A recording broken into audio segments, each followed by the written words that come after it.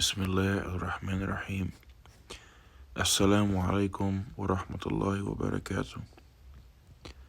Introduction to the legal process.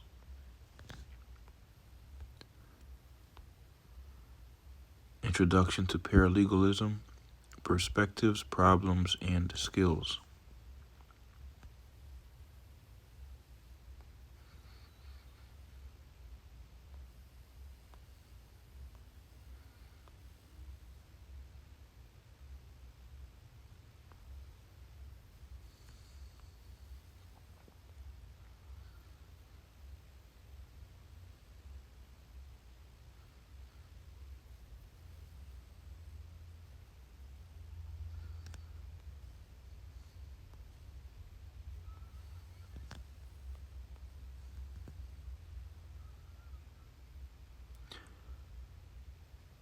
Chapter 5.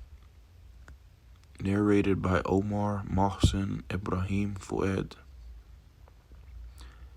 Introduction to the Law Office Administration.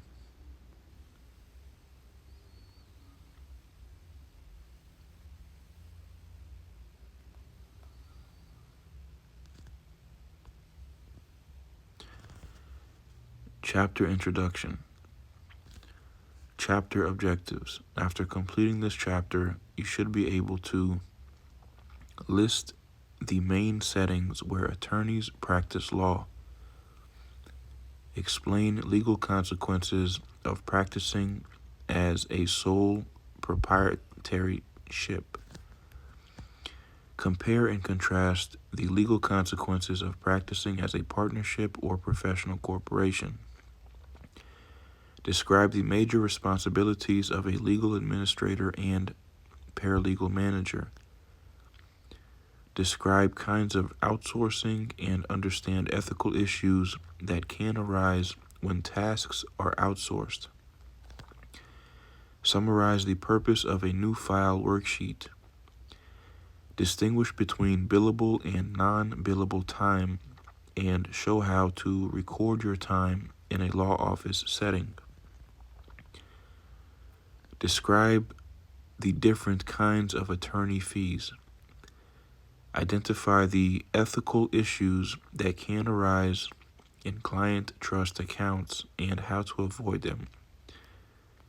What if you have been working on several different matters over the past week with little time to stop for even a lunch break? You assisted with the Chan deposition, prepared the draft divorce decree in the McKee case, worked on the table of authorities for a brief in a custody dispute in the Samuel matter, and assisted in training a new paralegal on the process for opening a case file. Busy is an understatement. In between working on these matters, you spoke with clients on various matters and had to arrange for a court reporter for the Chan deposition. Friday has arrived and you are glad the weekend is here to decompress. Monday arrives and the week starts again. You check your email to see if anything is pressing when you see a message from your supervising attorney that he is reviewing drafts of client billings and needs your hours from last week. Last week, you think, is all a blur. You worked 10-hour days and have a general idea what was done, but recreating everything you did and everyone you spoke with will be a challenge. Why didn't you stop and enter your time as you went along, or at least at the end of each day? Now you are faced with trying to backtrack your work from last week and are pressed with other matters on today's schedule.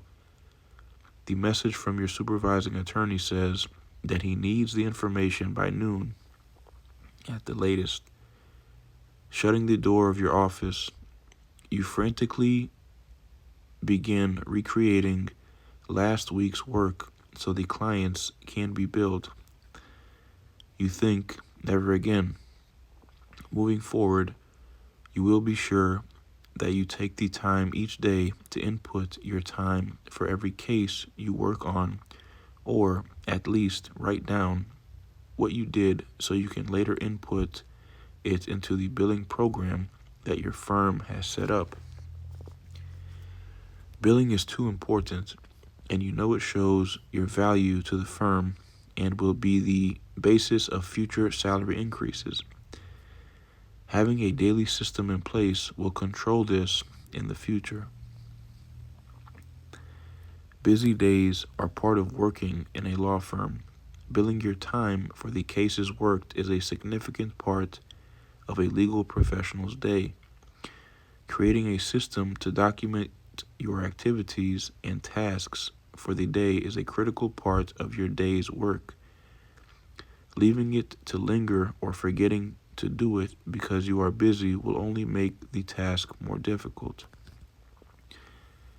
Thus, as this chapter will examine how clients are billed and the systems used for billing are an integral part of the law office administration and its existence. This is just one of the areas discussed in this chapter, but one that is critical to the financial health of any law practice. What the fact pattern reminds us is that the longer you wait to document your activities, the more difficult it will be to recall and capture. Understanding the inner workings of a law office will assist you in recognizing the importance of the tasks related to the practice of law. 5-1. Practice of law in the private sector. About 70% of attorneys practice in private law firms, which are offices that generate their income from the attorney and paralegal fees paid by clients and, as we will see, by opposing parties in fee-shifting cases. Another 10% work in the legal departments of corporations. The remainder practice in the public sector for government, for legal aid offices, or for organizations such as unions, trade associations, and public interest groups, or they do not practice law. In the private sector, law is practiced in a variety of settings: sole proprietorship, office sharing arrangement, partnership, professional corporation, limited liability entity, corporate law department. We will examine each in this chapter, along with other critical areas composing law office administration. 5-1A. Sole proprietorship. The practice of law as a sole proprietor is common, although it does have its pros and cons. Any business can operate as a sole proprietorship, which means that one person, the sole proprietor, owns all the assets of the business, including all profits, and assumes all of its debts or liabilities. The business does not have a separate legal identity because this person has personal liability. Creditors can reach one's personal assets, like for example a family checking account, a vacation home, in addition to their business assets, like for example a business bank account, office furniture. If sole proprietors had limited liability, a creditor would be limited to pursuing their business assets when collecting business debts. The liability of sole proprietors, however, is not limited. It is personal. Sole proprietorship does not mean that the attorneys practices alone. They can hire other attorneys as employees. The latter receive a salary. They do not share in the profits or become responsible for the debts or liabilities of the office. Attorneys who do practice alone are sole practitioners, also called solo practitioners. They are said to be going solo. As noted, one of the main characteristics of a sole proprietorship is personal liability, but this is distinguished from the term sole practitioner. You can have an attorney practice as a sole practitioner, but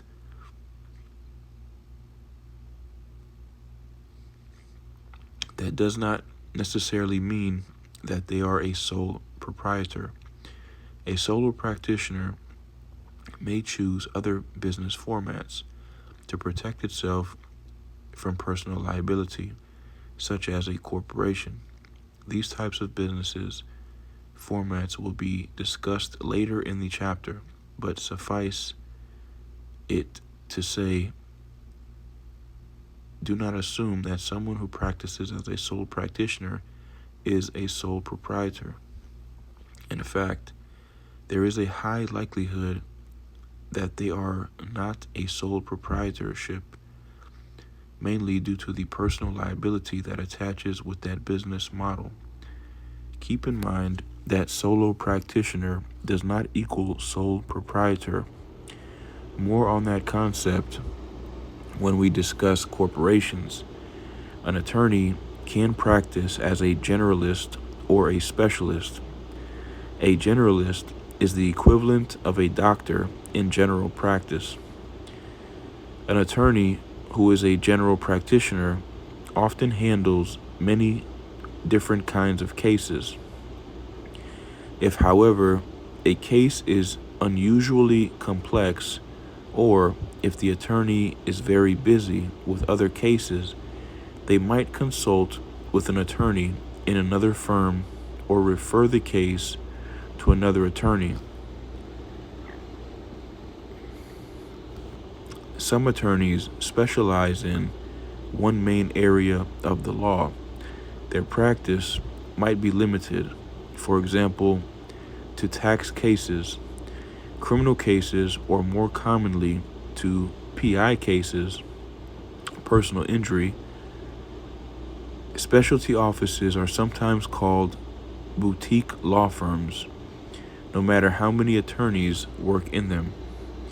Many attorneys, particularly those in small to moderately sized offices, become known as plaintiff law offices because their clients are mostly or exclusively plaintiffs who initiate lawsuits, or as defendant or defense law offices because their clients are mostly or exclusively defendants who are sued. Several reasons account for this concentration. First, once the office becomes successful, it tends to attract new clients who are similar to current clients. Second, many offices brand themselves as offices that handle certain kinds of cases. Third, rules on conflict of interest, see Chapter 6, may limit the kinds of clients an office can take. For example, if an office defends hospitals in medical malpractice cases, it may have to turn away a potential client who wants to sue one of the hospitals the office once defended in an earlier litigation. Most sole proprietorships have few employees. There might be a secretary or administrative assistant who often performs many paralegal functions along with the traditional clerical responsibilities of typing, filing, and reception work. They may also perform bookkeeping tasks. The most common job title of this individual is legal secretary or administrative assistant, although they might be called a legal assistant or a paralegal secretary. You will sometimes find job ads for small offices seeking paralegals with clerical skills.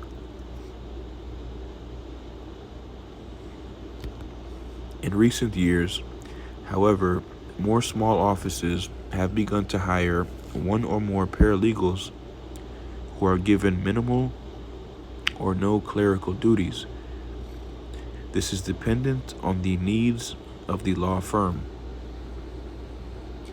One of the advantages of working for a sole practitioner is that the experience you'll gain is varied and abundant.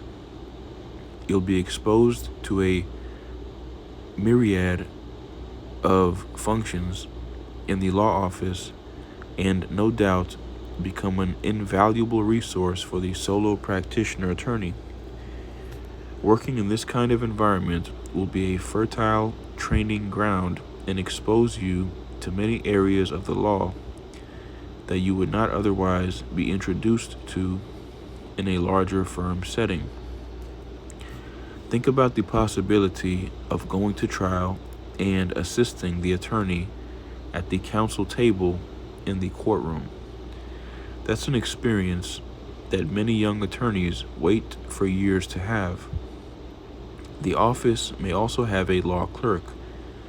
This is a full-time or part-time law office employee who is studying to be an attorney or who has graduated from law school and is waiting to pass the bar examination. Law clerk is also the title of someone who provides research and writing assistance to a judge. Another name for a worker in the office who is still a student in law school is legal intern. The primary goal of interns, who are often unpaid, is to obtain practical experience in the law. 5-1B, office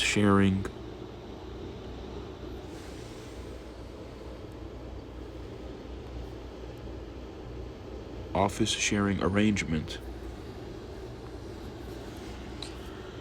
It can be expensive to start a practice, particularly in high-rent areas of the country.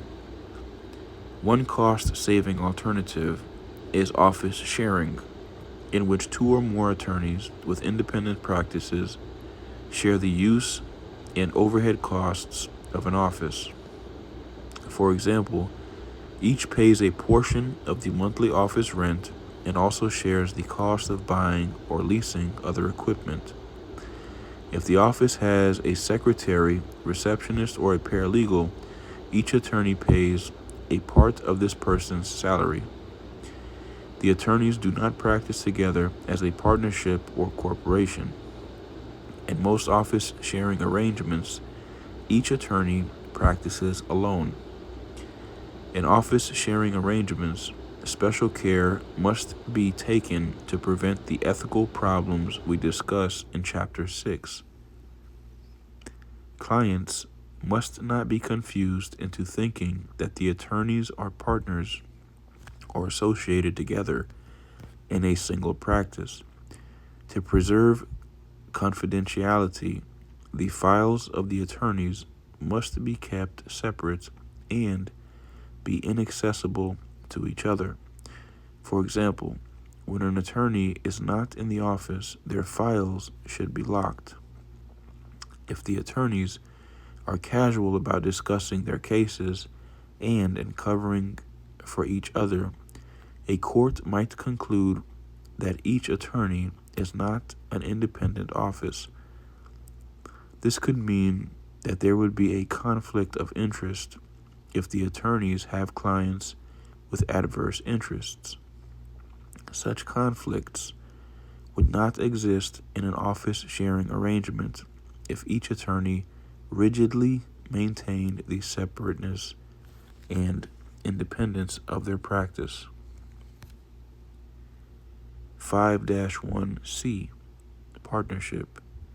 A partnership is a business or other venture jointly owned by two or more persons who share its profits and losses. Here are the major characteristics of a partnership. Each partner has personal liability for the debts of the partnership. In this respect, a partnership is similar to a sole proprietorship. Each partner is liable for the torts or other wrongdoing committed by every other partner if the wrong arises out of the business. A partnership is a pass-through entity, meaning that the income tax of the partnership is not paid by the partnership. It is paid on the personal tax returns of the partners. There is no double taxation, which would occur if the partnership paid income taxes on its earnings and the partners then paid income tax on the same earnings when they were distributed to them. Instead, the income of the partnership flows through the partnership to the individual partners. We live in an era where law offices are increasingly subjected to suits for fraud and legal malpractice.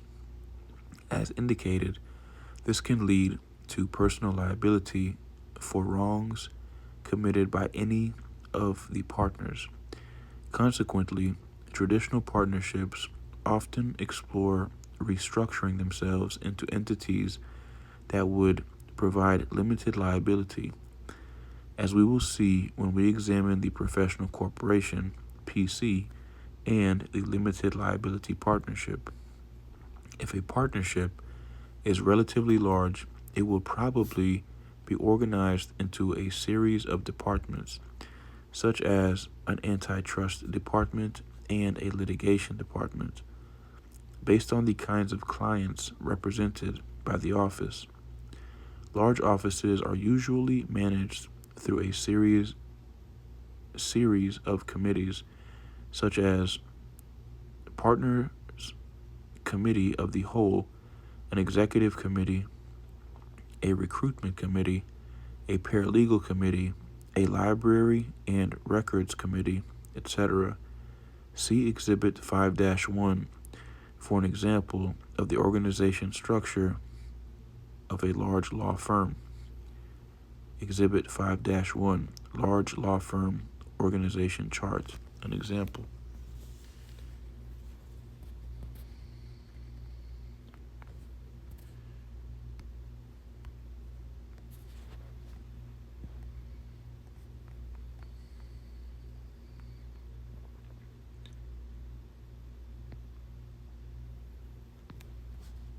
Partners Committee of the Whole, Executive Committee, Departments, Corporate Department, Antitrust Department, Trust and Estate Department, International Department, Government Contract Department, Real Estate Department, Litigation Department, Tax Department.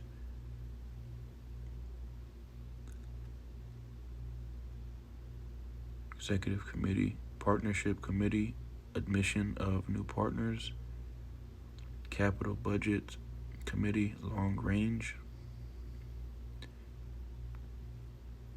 Administration, Management, Legal Administrator, Personnel and Training Committee, Recruitment Committee, New Attorney Training Committee, Administration Committee, Office Manager, Recruitment Training and Supervision of Non-Attorney Personnel, Bookkeeping, Space Committee, Finance Committee, Paralegal Committee, Library and Records Committee,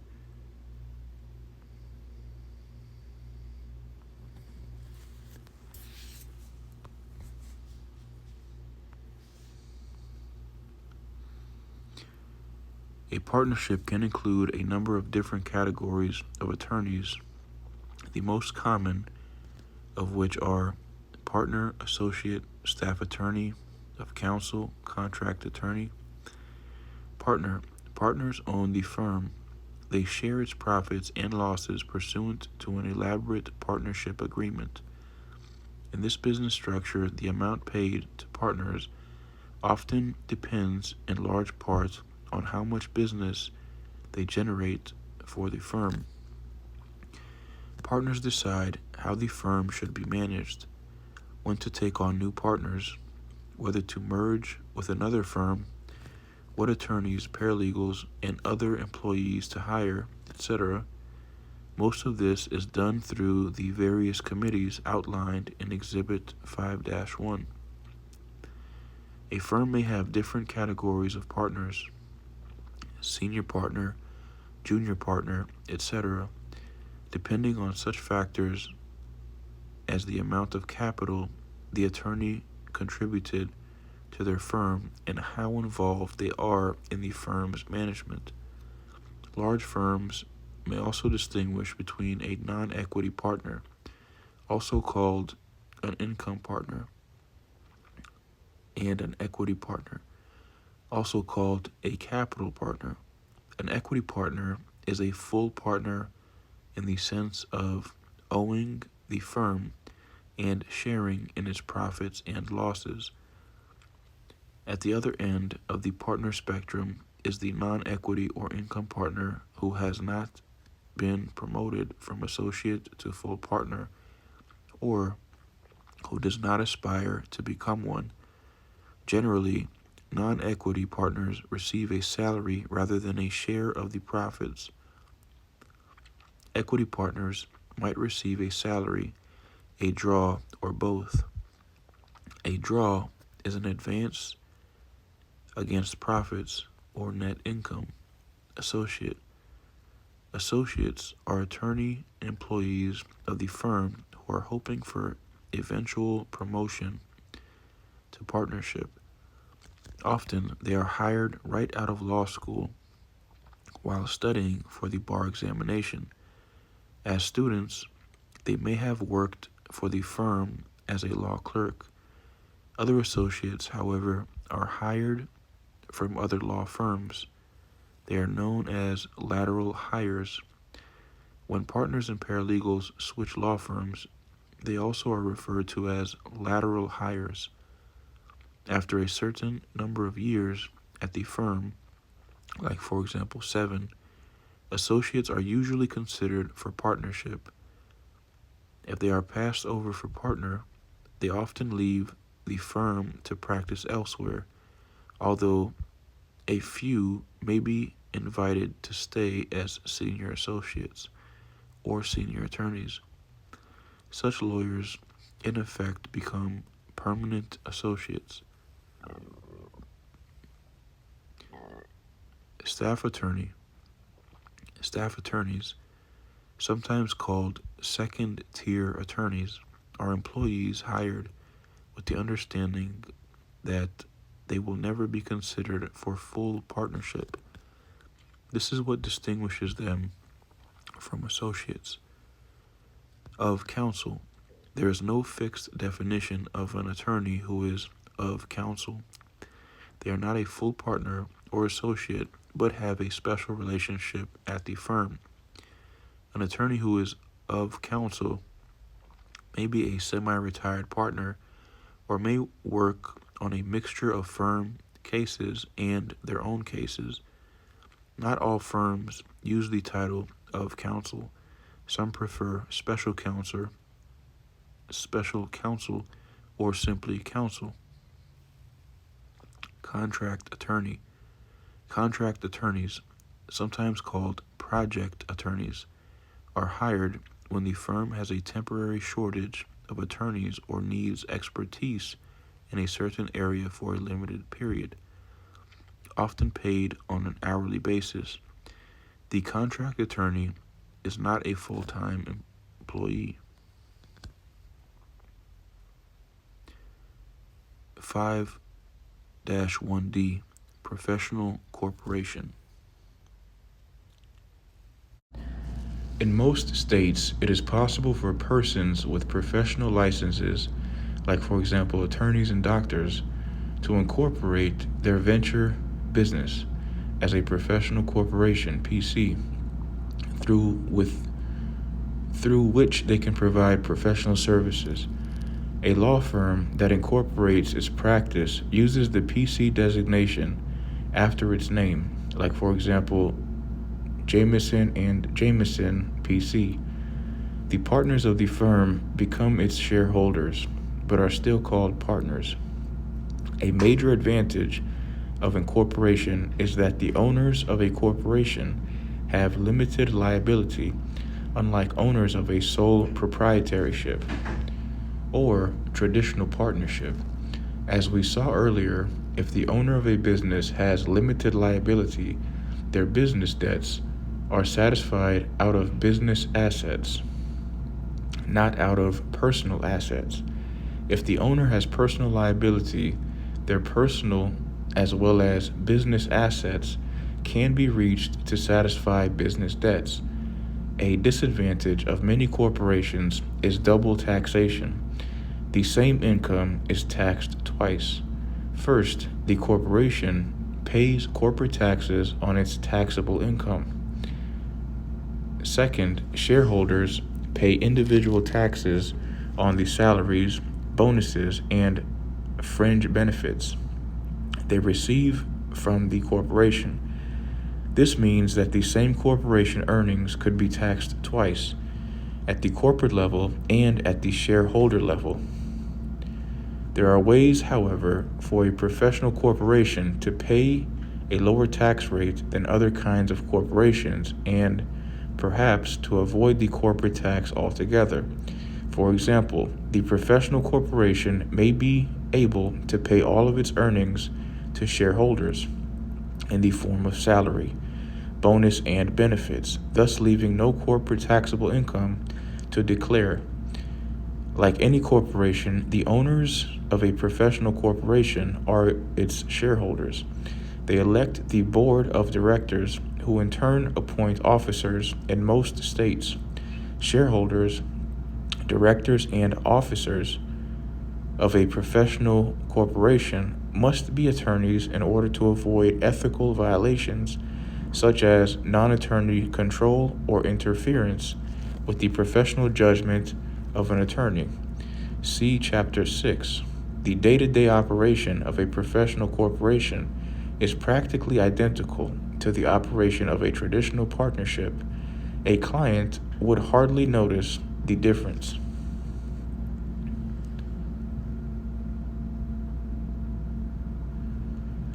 (5-1E) Limited liability entity. In many states, a law firm can be organized as a limited liability entity. It can be a limited liability entity. It can be a limited liability company, LLC, or a limited liability partnership, LLP. These entities are hybrid structures in that they combine features of a corporation and a partnership. In general, the owners are taxed like a partnership and have the limited liability of a corporation. Let's get back to our discussion at the beginning of the chapter on sole proprietorships and solo practitioners. With these different business formats, a solo practitioner could create a business entity that protects from individual or personal liability, such as a PC or LLC. They are still solo practitioners, but now have a business format of a corporation, which is a separate legal entity from the individual themselves. Thus, a sole proprietorship law firm can protect itself from certain types of legal liability by incorporation, but still maintain its independence from other attorneys, remaining a solo practitioner. Exhibit 5-2 is a summary of the types of entities created by attorneys in the practice of law. 5-2, Exhibit 5-2, summary of permitted business entities for attorney practice.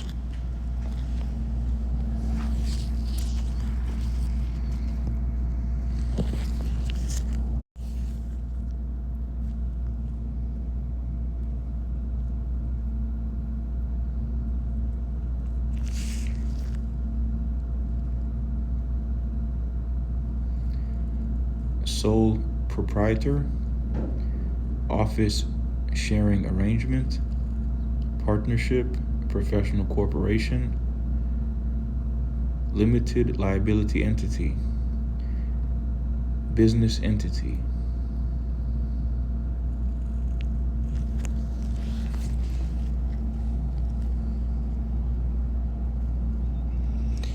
5-1F, Corporate Law Department. Many large business corporations have a corporate law department, sometimes called legal department, headed by a general counsel, sometimes called corporate counsel, who may also be a vice president of the company. Other attorneys in this office can include deputy or associate general counsels, senior attorneys, staff attorneys, etc. They are in-house attorneys who handle the day-to-day tasks of advising the company on legal matters. They have one client, the corporation that hires them and that pays them a salary. Frequently, paralegals work with these attorneys along with other support staff such as secretaries and bookkeepers. There are, of course, no client fees. Funds to operate the department come directly from the corporate treasury. When trial or other expertise is not available in-house, the general counsel will hire outside attorneys from law firms. Quick tip: learn the structure of the law firm in which you work. This will assist you in knowing who to contact for questions and issues such as payroll, check requests, and mail handling, even copying protocols. Know your law firm structure, whether working for a solo practitioner or a large law firm. Social media and the private wiki page. Communication and collaboration are essential to promoting a cohesive working environment. One way law firms can do that is through the creation of a private wiki page for the law firm. Yes, a wiki page similar to what we know and use as Wikipedia. A wiki is an interactive page that permits its users to edit, change, add, and remove information in a collaborative manner. A wiki can be public like Wikipedia or WikiHow, or private such as a law firm or business-only page that has restricted access. With a firm wiki page, everyone in the firm can share information, such as processes and protocols within the firm, issues and concerns affecting the firm, templates for documents, and general information about the firm. A firm wiki page can be accessible to all or restricted for a particular purpose, such as a case. In that situation, only those who have a need are permitted access to the page. So, what are the advantages of a firm wiki page? Wiki pages can be edited and encourage collaboration. Unlike a typical website, a firm wiki encourages discourse and the free flow of information and ideas. It can be a central repository for shared information. For example, if an attorney uses a particular court reporter for depositions, but that person moves away or goes on an extended medical leave, the attorney can use the wiki to inquire about other reliable court reporters in the area and post the specifics they may want. Individuals within the firm can access the wiki and respond to the inquiry to assist the attorney in searching for a new reporter. Of course, there are often hesitations in using a wiki because it is easily modified or changed. However, this can be controlled by the IT, Information Technology Administrator, especially when the purpose of a particular wiki page is designated for a specific case and limited to those working on the case. Like other social mediums, a firm wiki engages everyone in the firm at all levels to get involved in exchanging information and can often reveal hidden areas of expertise that have never been tapped within the law firm. A wiki is simply another means of communication in our ever-changing social media landscape. 5-2, Legal Administrator and Paralegal Manager. The practice of law is a profession, but it is also a business. The larger the practice, law firm, or corporate law department, the more likely its business component will be managed by individuals whose main or sole responsibility is administration rather than helping clients. The owners of a law firm, for example, may delegate management duties to a managing partner, often an attorney with a small caseload or none at all. More and more offices are hiring new categories of management personnel who are not attorneys. One such individual is the legal administrator, who works under the supervision of the managing partner or of an executive or management committee of the office. 5-2A Job Description. One way to obtain an overview of law office management is to examine the job description of the legal administrator. Exhibit 5-3 sets out the range of their responsibilities and, indeed, of the business component of the practice of law. Exhibit 5-3 Legal Administrator Job Description. Summary of responsibilities. The legal administrator manages the day-to-day planning, marketing, and business functions as well as the overall operations of a law office. They report to the managing partner or the executive committee and participates in management meetings. In addition to having general responsibility for financial planning and controls, personnel administration, systems, and physical facilities, the legal administrator identifies and plans for the changing needs of the organization, shares responsibility with the appropriate partners for strategic planning, practice management, and marketing, and contributes to cost-effective management throughout the organization, directly or through a management team. The legal administrator is responsible for most or all of the following: financial management, planning, forecasting, budgeting, financial reporting, operations analysis, general ledger, accounting, rate analysis, billing and collections, cash flow control, banking relationships, trust accounting, payroll and pension plans, other related functions.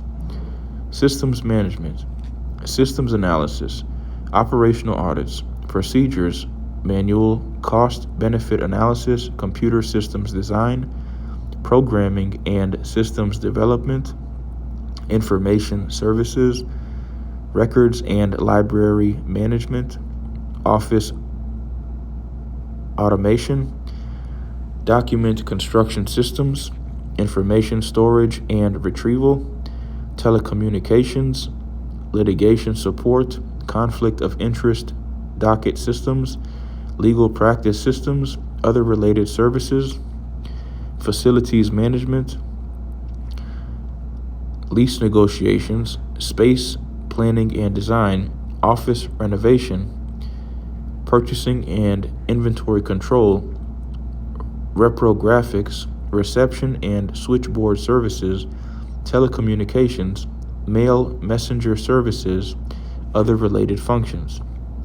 Human resource management, recruitment, selection, and placement, orientation, training, and development, performance evaluation, salary and benefits administration, employee relations, motivation and counseling, discipline, termination, workers' compensation, personnel data systems, organization analysis, job design, development of job descriptions, resource allocation, other human resource management functions for the legal and support staff. As a member of the legal organization's management team, the legal administrator manages and/or contributes significantly to the following: general management, policy making, strategic and tactical planning, business development, risk management, quality control, organizational development, other general management functions. Practice management, paralegal supervision, unless delegated to a paralegal manager, work product quality control, professional standards, substantive practice systems, other related functions. Marketing, planning client development, marketing legal services, enhancement of the firm's visibility and image in the desired markets, job requirements, knowledge, familiarity with legal or other professional service organizations, and experience in managing business operations, including planning, marketing, financial and personal administration, and management of professionals. Skills and abilities: ability to identify and analyze complex issues and problems in management, finance, and human relations, and to recommend and implement solutions. Ability to manage office functions economically and efficiently, and to organize work, establish priorities, and maintain good interpersonal relations and communications with attorneys and support staff. Excellent supervisory and leadership skills, as well as skills in written and oral communication. Demonstrated willingness and ability to delegate.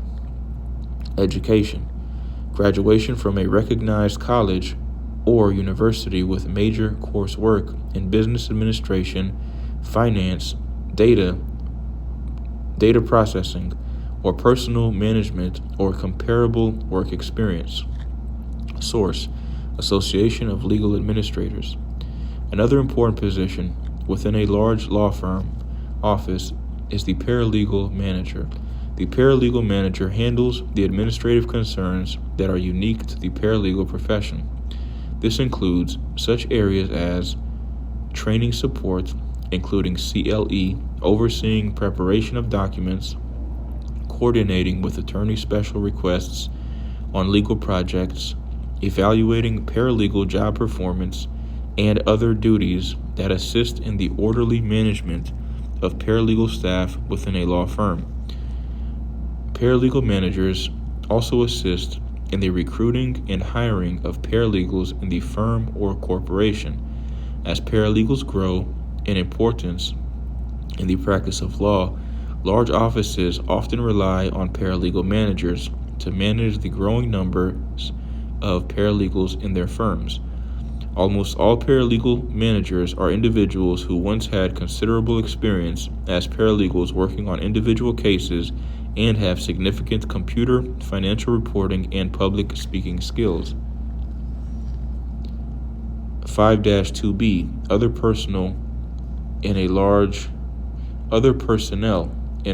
law office. The job description of the legal administrator in Exhibit 5-3 covers an individual who works for a large law office.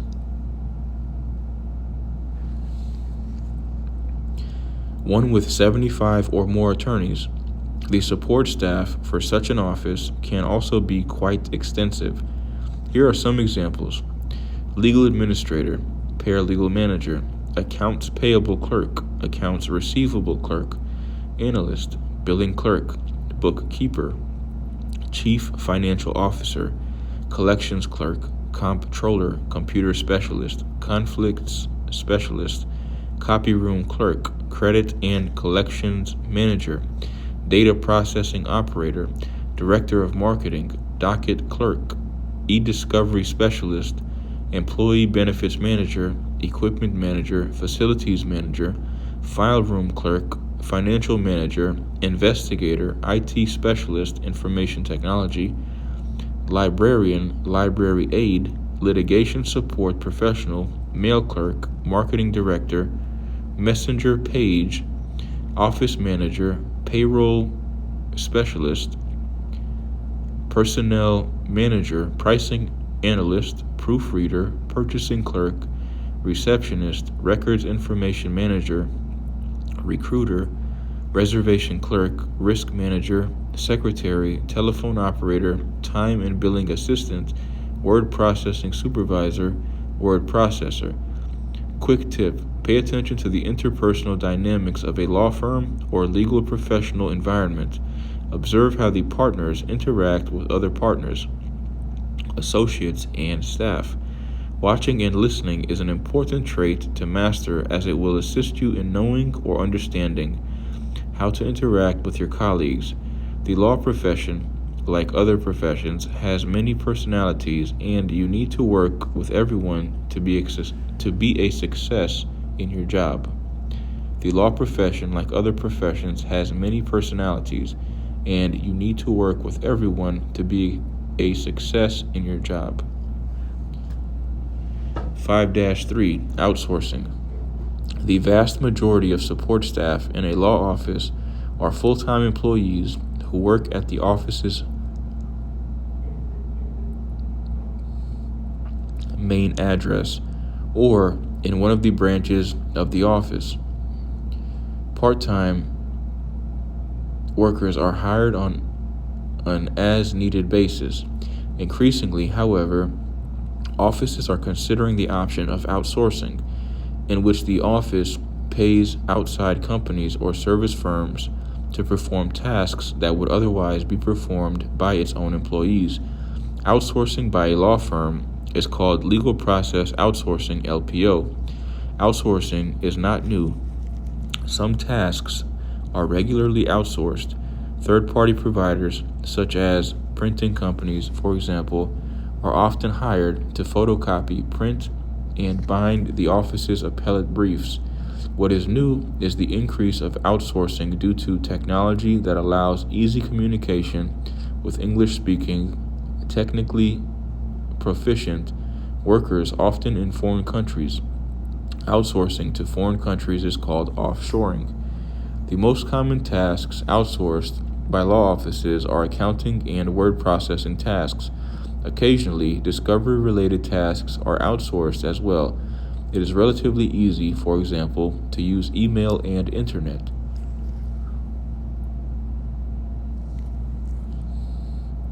To send a transcript of a deposition to a service company in the United States or a foreign country and ask that the deposition be digested, summarized. To send a statement of facts from a client case to a service company and ask it to prepare a legal research memorandum.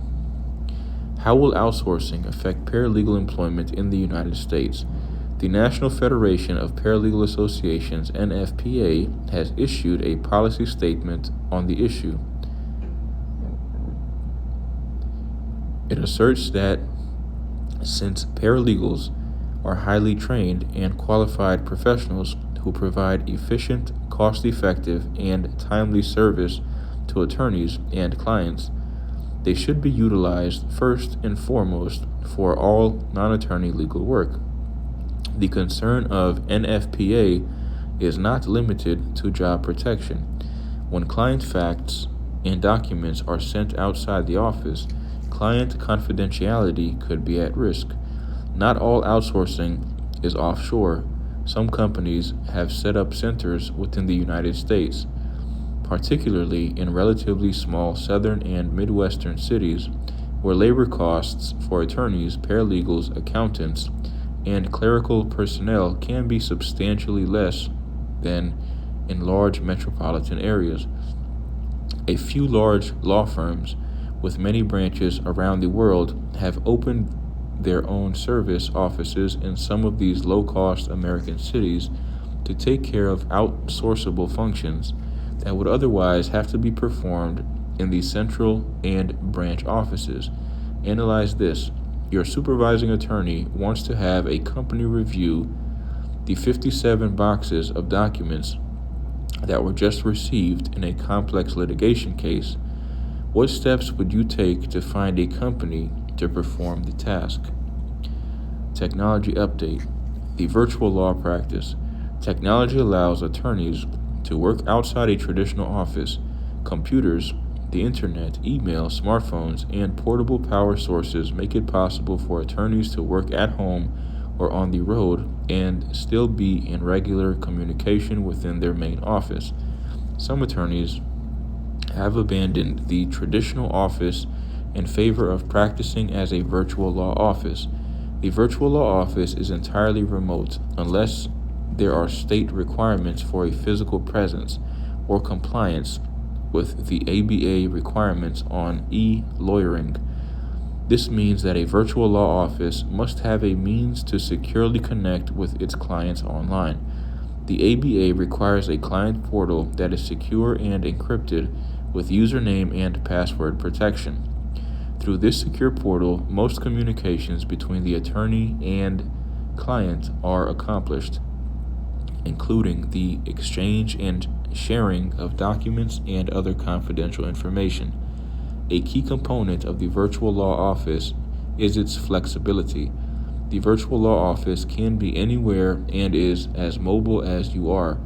Meetings with clients or other legal professionals are through virtual channels such as Zoom, Google Meet, or Teams.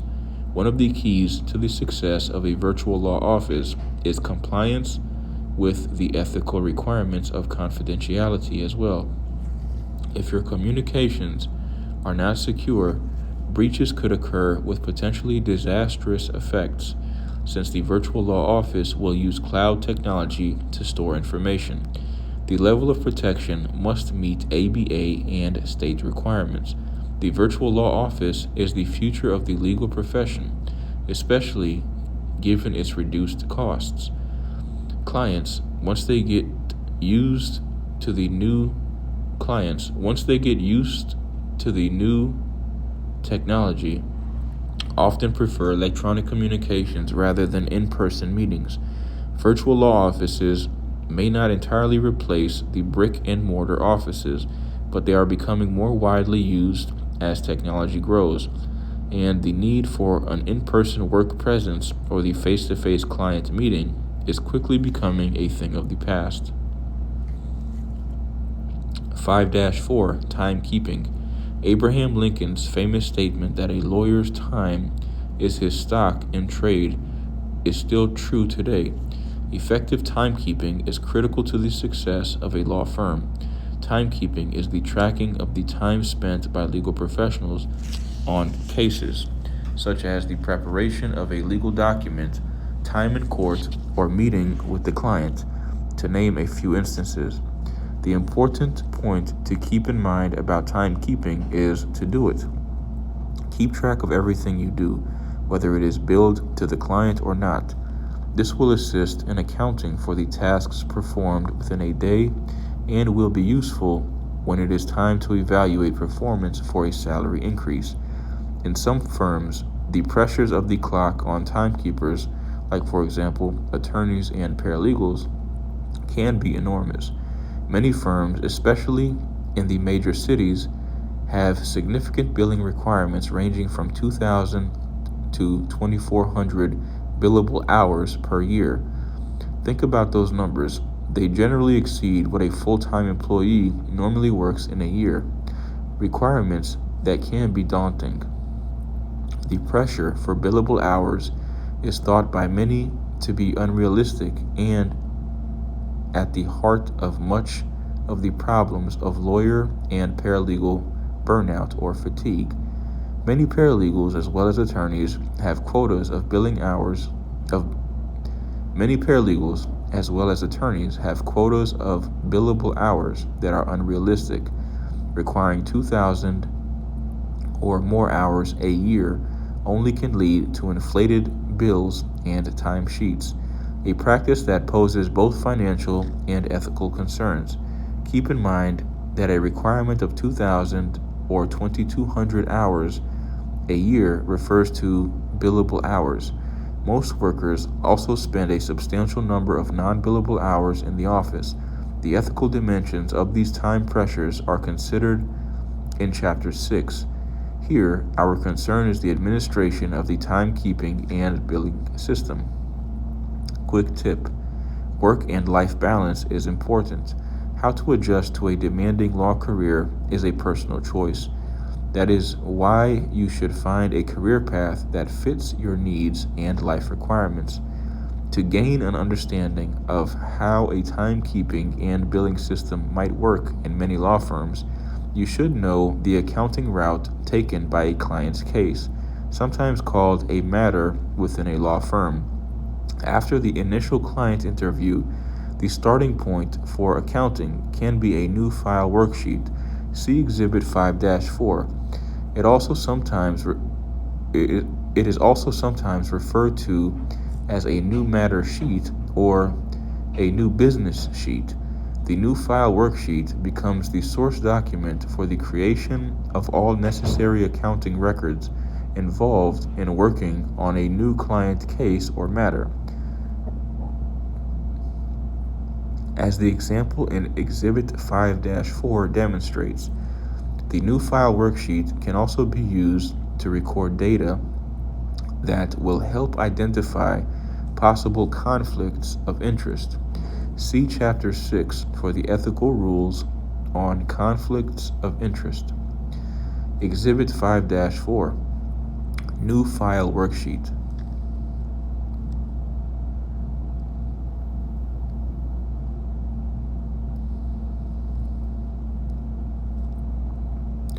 New client, matter, conflict form, client number, matter number, client phone, client fax, client email address, client name and address, billing name and address, attention,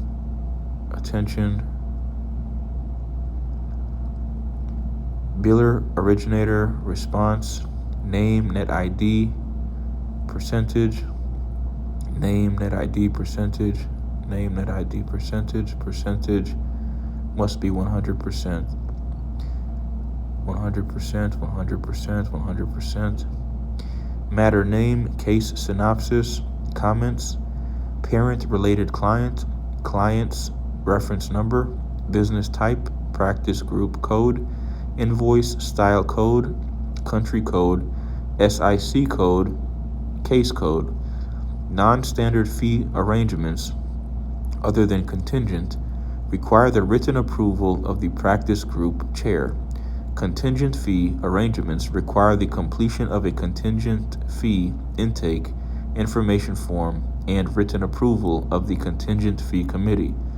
Fee arrangement, billing cycle, billing attorney, practice group chair, September 17, 2015, completed by conflict check, billing attorney, client name, client number, if not new. As timekeepers, attorneys and paralegals must keep an account of the time they spend on behalf of a client. Time records are needed for accurate billing of every client who is charged by the hour. Of course, all clients do not pay by the hour. A firm may be charging its client a flat fee under arrangements we will examine later in the chapter. Yet, even in flat fee cases, there are management reasons for keeping accurate time records. One of the ways to determine whether a particular case or client is profitable is to know how much time was needed to complete the work involved. Without time records, this is not always easy to determine, given that every individual in the office is probably working on more than one case simultaneously. Accurate time records are valuable management tools even in corporations where the corporate law office is financed out of the corporate treasury rather than out of fees. Decisions on whether to hire additional staff or to lay off present staff depend in part on knowing how much time is needed to complete certain tasks and who is and is not meeting those needs. Many paralegals keep their own timesheets even if they are not required to do so by their employer. In fact, some paralegals have two sets: the timesheets required by their employer and the even more detailed timesheets that they keep as part of their personal files. Comprehensive timesheets can allow the paralegal to track time spent on billable tasks, like for example drafting a complaint, and non-billable tasks, like for example learning a new office filing procedure, and can be invaluable when making an argument for a raise or when someone raises questions about events that occurred weeks or months ago. As we saw in the discussion of fee-shifting cases in Chapter 1, a losing party can be forced to pay the attorney and paralegal fees of the winning party in special statutory fee cases, such as those alleging violations of civil rights or environmental laws.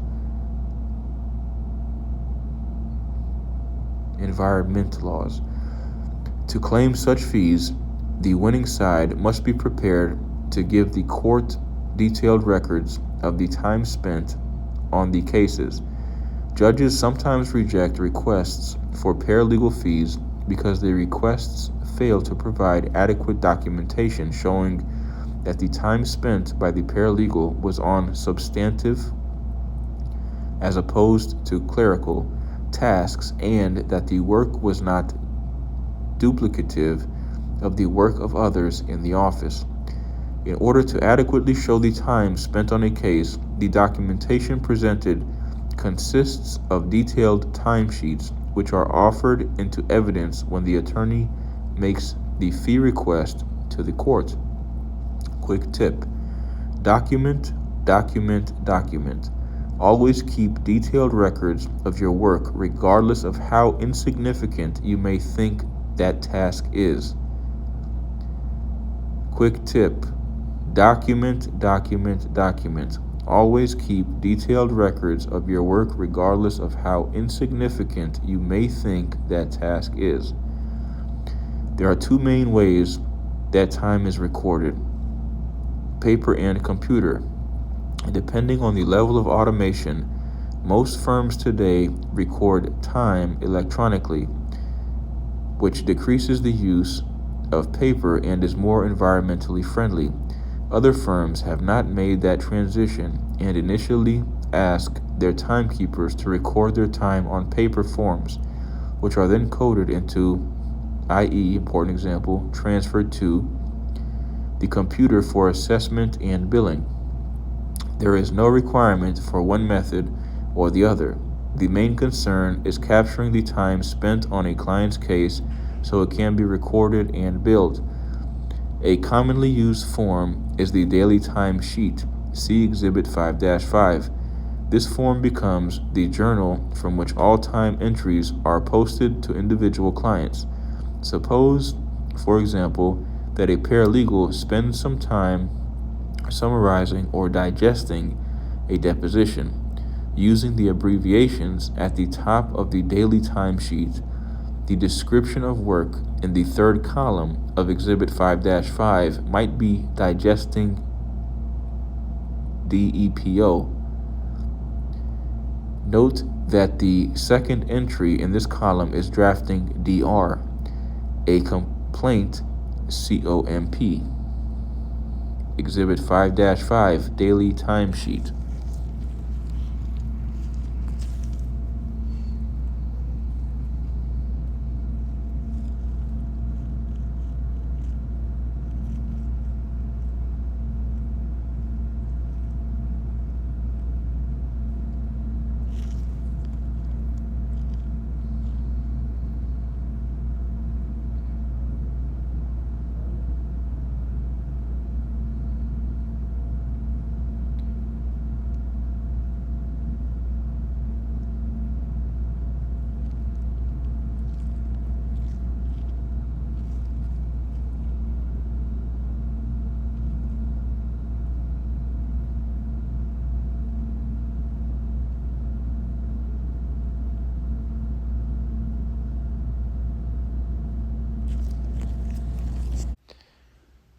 The last column of Exhibit 5-5 asks for the amount of time taken for each task.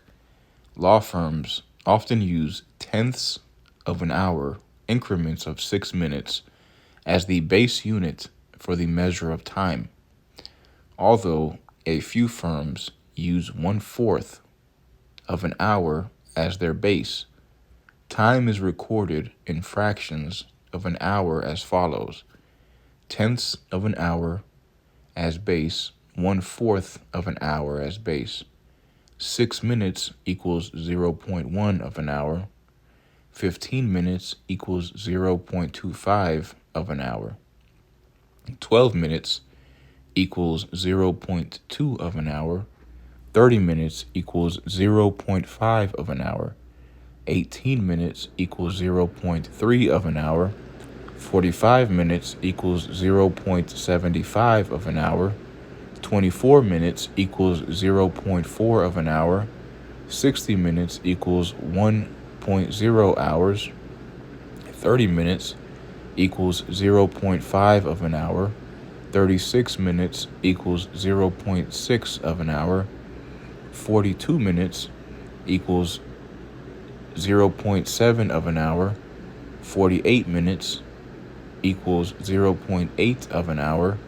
54 minutes equals 0.9 of an hour. 60 minutes equals 1.0 hours. If, for example, the paralegal spends an hour and 30 minutes digesting the transcript of a deposition in an office that records time in tenths of an hour, their time for this task would be entered as 1.5. Suppose the paralegal spent an hour and 44 minutes on the project. 44 minutes does not evenly divide into tenths of an hour.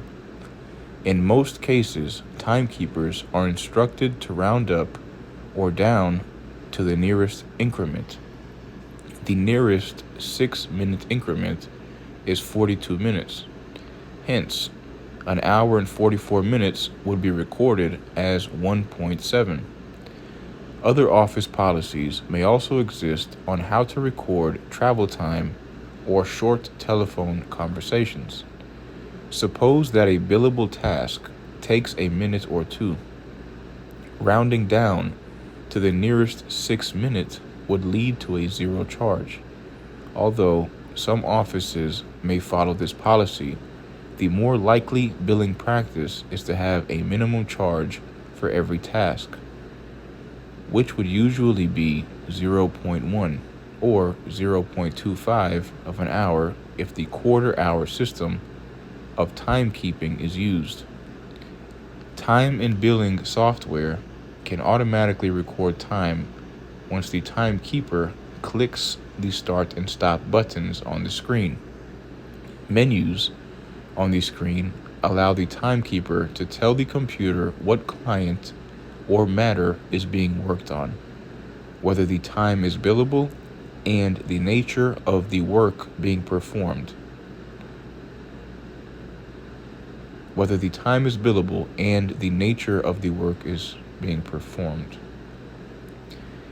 Menus on the screen allow the timekeeper to tell the computer what client or matter is being worked on, whether the time is billable, and the nature of the work being performed. For an example of such a screen, see Exhibit 5-6.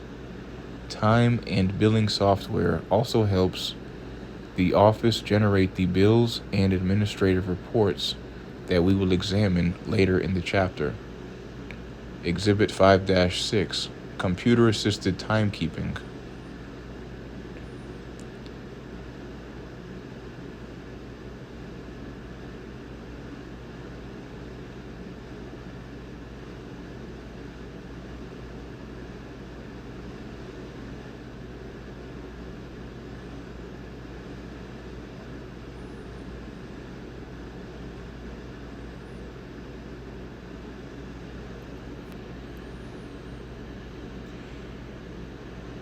If you have never kept close track of your time, you will find that the task requires a great deal of effort and discipline. It does not come naturally to most of us. The key to performing the task effectively is to do it consistently and comprehensively until it becomes second nature. A major recommendation of timekeepers is to record time contemporaneously rather than hours, days, or weeks after performing the task that must be timed. Contemporaneous means happening or beginning at the same time or shortly after. Returning to our facts from the beginning of the chapter, what should have been done by the paralegal was the contemporaneous recording of the tasks and activities that were performed each day. This will ensure the most accurate accounting of what was done during a day's work. It is clear that you should have entered your time ideally throughout the day, but at least at the end of the day to capture the day's billings. If you cannot enter your time that day, write it down in a diary, notebook, or in a place electronically.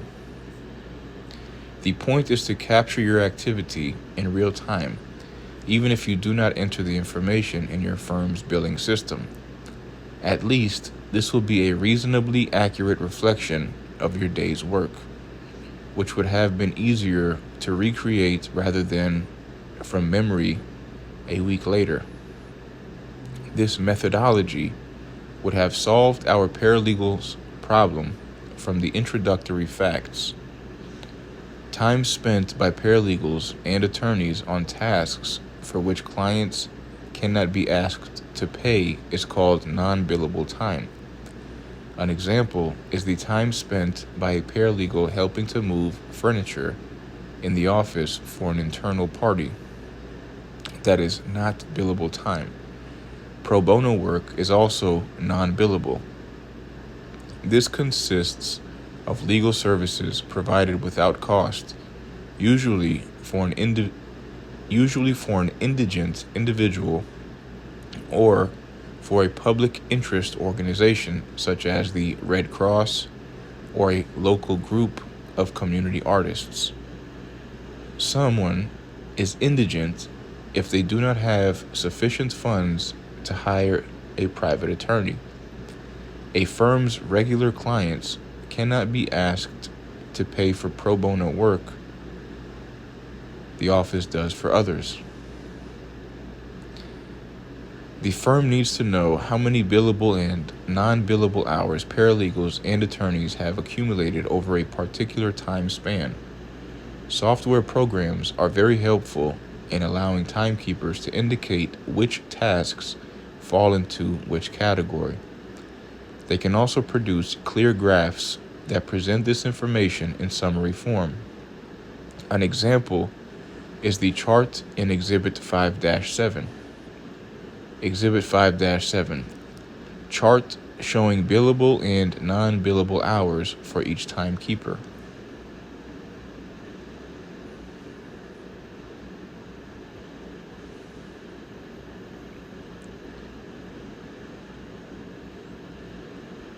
Quick tip: keep track of billable as well as non-billable time so that your day's work and tasks reflect a full 8-hour day. At the very least, if anyone questions your whereabouts or activities, you will have an account of what you did, regardless whether it is billable or non-billable time.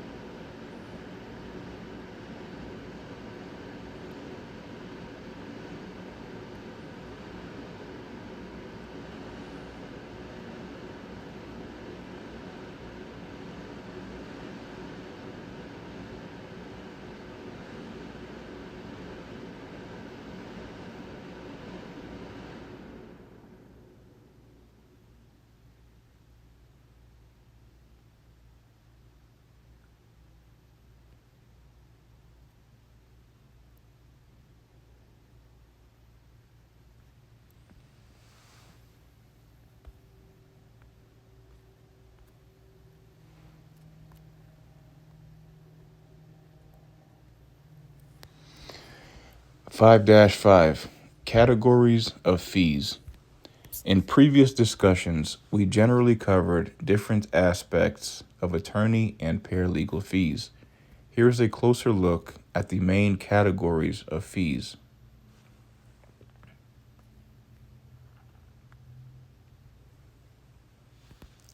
(5-5A) Clock-based fees. Hourly rate. An hourly rate fee is based on the number of hours worked.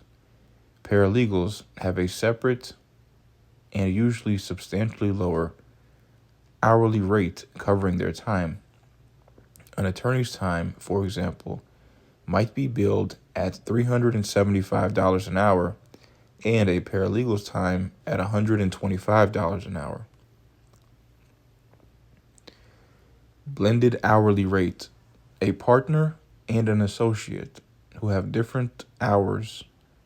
A partner and an associate who have different hourly rates may work on the same case.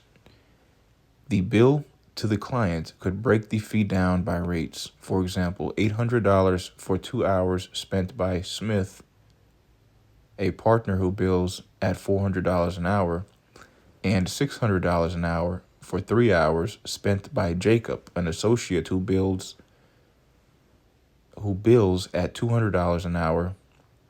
An alternative is to charge a blended hourly rate.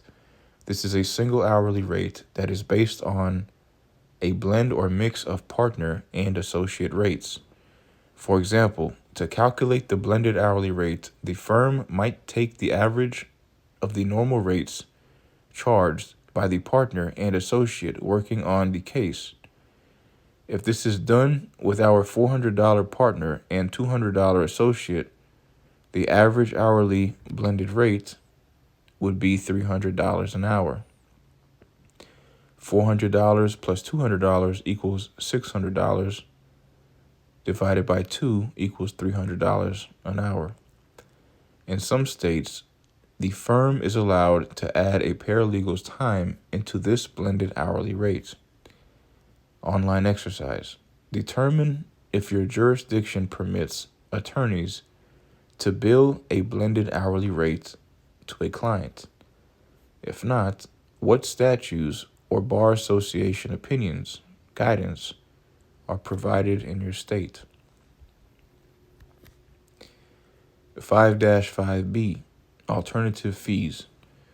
Although billing by the hour is likely to remain the major method of financing legal services in most kinds of cases, there are alternative billing models. These alternative fee arrangements, AFAs, either abandon the clock or use it as only one factor in determining the fee. A great deal of discussion centers on what is called value billing. This means that the fee is not based solely on the time required to perform the work. In addition to time, factors considered in setting the fee include the following: the results achieved, the nature of the services provided, the complexity, novelty, and difficulty of the issues, the time pressure under which the services were provided, including any time limitations imposed by the client, the amount of responsibility assumed by the firm, the extent to which the services precluded the firm from taking other clients, the amount of money involved in the matter, the nature and length of the firm's relationship with the client, the efficiency with which the services were performed. Using factors such as these, a number of different fee arrangements have been devised. Here's an overview of these arrangements, some of which overlap. Fixed fee. A fixed fee is a flat fee for the service, a set figure regardless of the amount of time needed to complete the service. The fixed fee can be a specific sum or a percentage of the recovery. Fee cap. Under a fee cap, the parties set a maximum amount or maximum percentage that can be charged as a fee in the case. For example, the firm might bill an hourly rate, but the total bill will not exceed a preset budgeted amount. Task-based billing.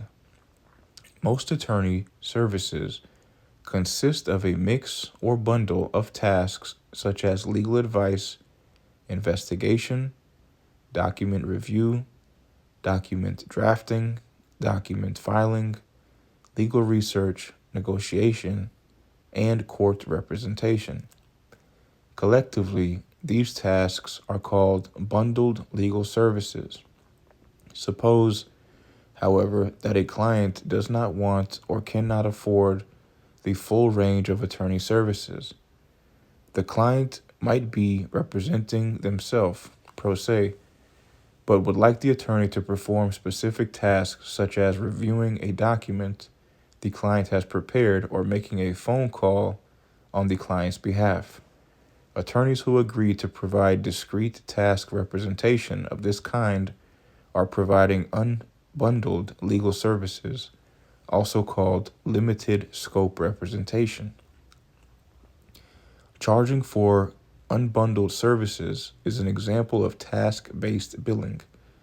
A major ethical issue faced by attorneys who offer such representation is the requirement that clients understand that they are not receiving full, i.e., important example, bundled representation. See Chapter 6 for a discussion of this and related ethics issues. There are different ways in which attorneys can charge clients for unbundled legal services. A set or fixed fee per task, regardless of how long it takes to perform the task. The same hourly rate the attorney charges for full bundled legal services, or a special hourly rate called an unbundled rate. Task-based billing for legal services is becoming increasingly popular as more consumers go online to locate attorneys willing to provide such services. Analyze this. Your attorney asked you to prepare a complaint for the collection of a debt of your best client, whose normal work is corporate. You never have drafted a complaint before, and it took a full day to research and draft the document. The client was billed $5,000 for the preparation of the complaint for a debt that was $51,000. The client complains, and it seems your attorney failed to review the bill before it went out. The client's bills are task-based, and this one had a ceiling of $7,000 in fees for the work. What are the available options in this situation? Hourly plus fixed fee. With an hourly plus fixed fee, the firm charges an hourly rate until the nature and scope of the legal problem are identified. Thereafter, a fixed fee is charged for services provided. Volume discounts. The hourly or fixed fee might be reduced if the client gives the office a large amount of business, particularly when the office is able to reduce its own costs by standardization of work, like, for example, for certain kinds of cases, the firm has developed standard forms that can be easily adapted to individual clients.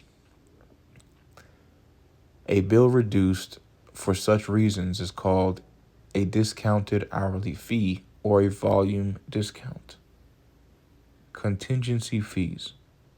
The traditional contingent fee is a fee that is contingent on the outcome of the case. It is paid only if the case is successfully resolved by litigation or settlement, regardless of the number of hours spent on the case. The fee could be a fixed amount, like, for example, $25,000, or a percentage of the amount the plaintiff wins in the litigation or settlement, like, for example, 33% if the case is settled before trial, 40% if the case goes to trial, and 50% if the case is appealed. No fee is owed if the plaintiff loses, although they may still be responsible for the payment of expenses and court costs discussed below incurred by the office in the losing effort. Contingent fees are most often used in personal injury, PI cases. Such fees, however, can also be used in other kinds of cases. Suppose, for example, an attorney is hired to handle a transaction such as a contract the client is negotiating with one of its suppliers. Under a contingent billing arrangement with the attorney, if the transaction, in this case the contract, fails to go through, the law firm bills the client either a pre-negotiated sum or a small portion of the actual billable hours. Conversely, if the deal is successful, the firm bills the client either a higher pre-negotiated sum or a premium. Online exercise. Determine whether your state has any restrictions on the kinds of cases that can be billed on a contingent fee basis. Check state statutes or cases from state courts. A premium is sometimes referred to as incentive billing. The attorney receives an increased fee for achieving an exceptional result, such as settling a case for an amount that exceeds a target set by the client and attorney. Most contingent fees are earned by the plaintiff's attorney. A defense contingent fee, also called a negative contingency, is a fee for the defendant's attorney that is dependent on the outcome of the case. Most often, the fee is a fixed amount. Contingent fees are not allowed in every case. See Chapter 6 for a discussion of when such fees are unethical in criminal and divorce cases. See Exhibit 5-A for a synopsis of the types of fees charged by attorneys. Exhibit 5-8, Synopsis of fees charged by attorneys.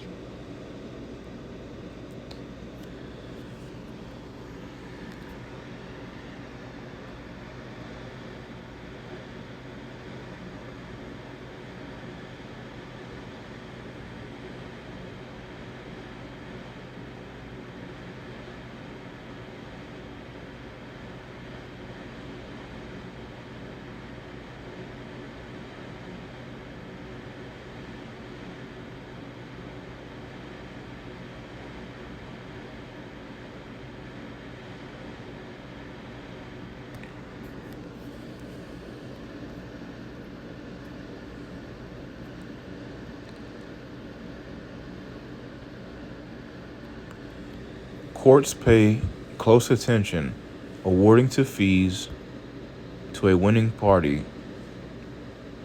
Courts pay close attention awarding to fees to a winning party. Courts pay close attention awarding fees to a winning party by determining billable and non-billable activities, including what a court may consider duplicative activities, using two attorneys when one is sufficient. In Barbosa v. National Beef Packing Company, LLC, 2015, U.S. DIST Lexus 108821, the court reviewed a law firm billings and provides insights into how a court analyzes an award of reasonable attorney's fees. The case also represents a good summary of the concepts discussed in this chapter. The structure of the law office, the types of fees charged and how those fees are billed, and the importance of timekeeping. Note the reasoning behind the final award of attorney's fees and why the court reached that conclusion. Order of the court, a case study, Barbosa v. National Beef Packing Company, LLC, U.S. District Court for the District Court of Kansas, 2015 U.S. District Lexus 108821. Barbosa vs. National Beef Packing focused on a Fair Labor Standards Act (FLSA) complaint filed by employees from National Beef Packing Company who worked the production lines. The issue addressed was how the company paid their employees and that their methodology for determining pay did not comply with the FLSA.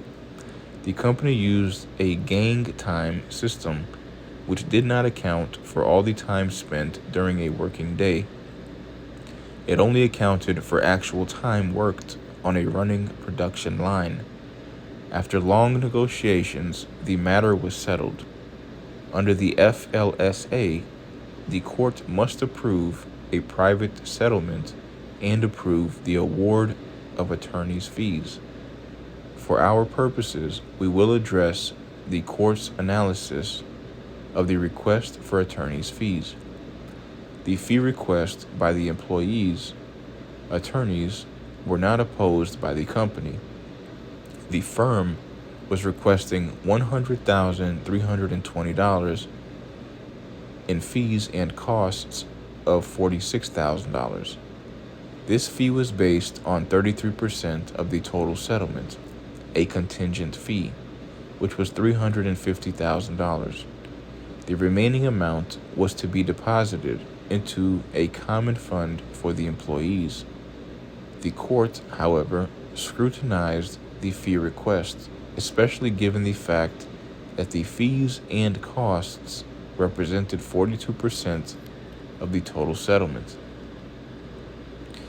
The court questioned but agreed to the costs. On the other hand, the attorney's fees were reduced. The court applied a hybrid analysis in determining attorney's fees, a percentage of the fund, and lodestar method, a method for calculating attorney's fees, multiplying reasonable hours by a reasonable hourly rate. It also reviewed a case which cited 12 factors to consider when determining a proper award of attorney's fees. In reviewing the attorney's billings and actual time spent, the court determined that the amount charged was not reasonable. The court took into account the billings for travel time, partners and associates' work, and duplicative billing. The court also pointed out that block billing was used, which is not favored as it does not individualize the task that was billed, but instead groups tasks together.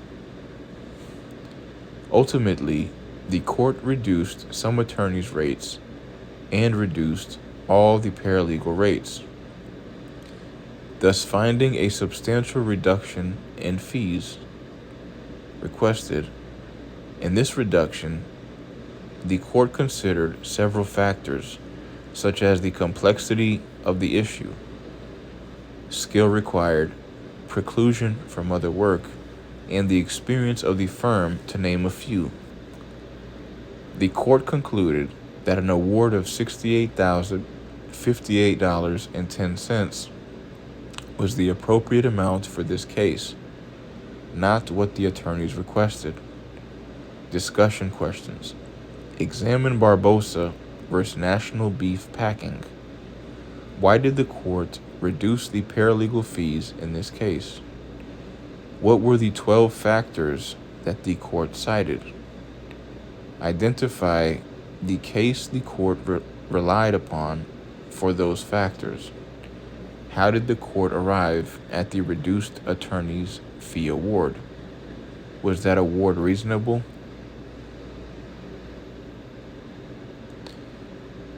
(5-5C) Court costs.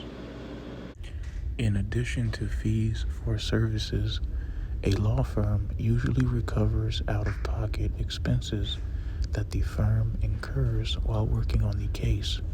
Examples include witness fees, copying costs, long-distance phone calls, and travel for the attorney or paralegal. The client also pays court costs imposed by the court. They include filing fees, jury fees, and special court taxes. When attorneys or paralegals incur expenses on behalf of a client, they often fill out an expense slip. See Exhibit 5-9, which goes into the office's accounting system.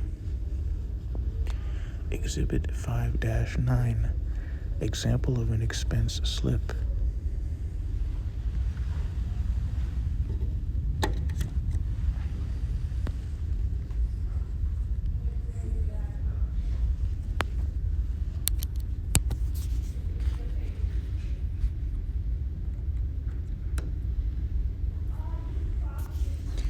In some cases, a court might order a party to pay court costs incurred by an opposing party.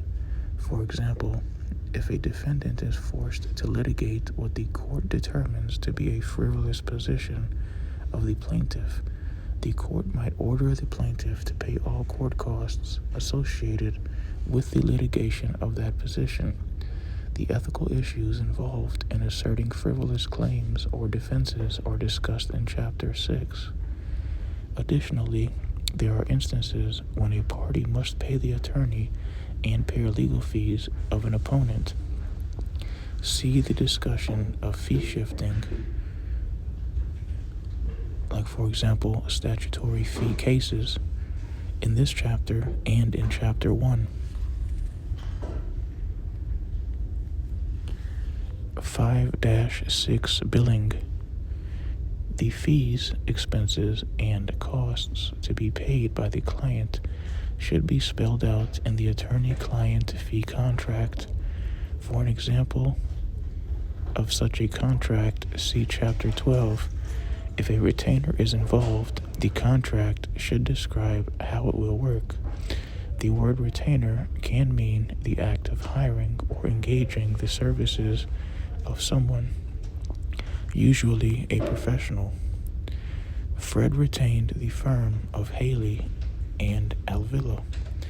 More specifically, a retainer is an amount of money or other property paid by a client as a deposit or advance against future fees, costs, and expenses of providing services. The firm asked for a retainer of $20,000.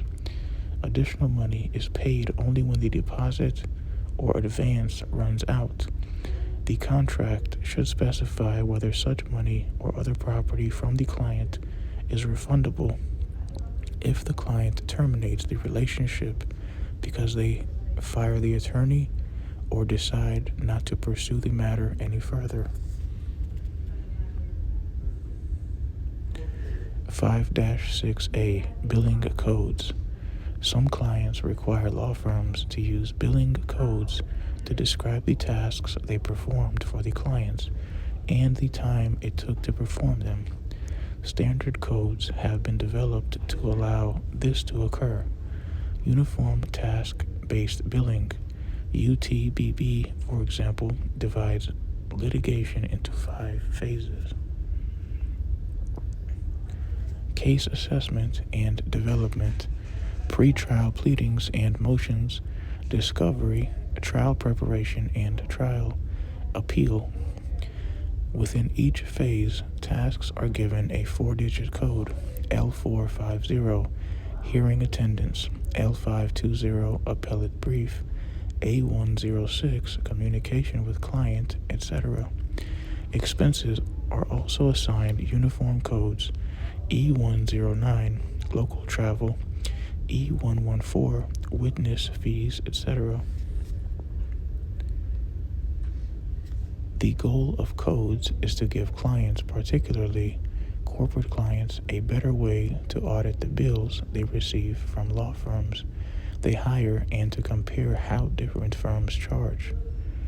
Quick tip: Uniform Task-Based Management System, UTBMS, is a code system developed by the American Bar Association, ABA, which creates uniformity in billing tasks and codes used by law firms.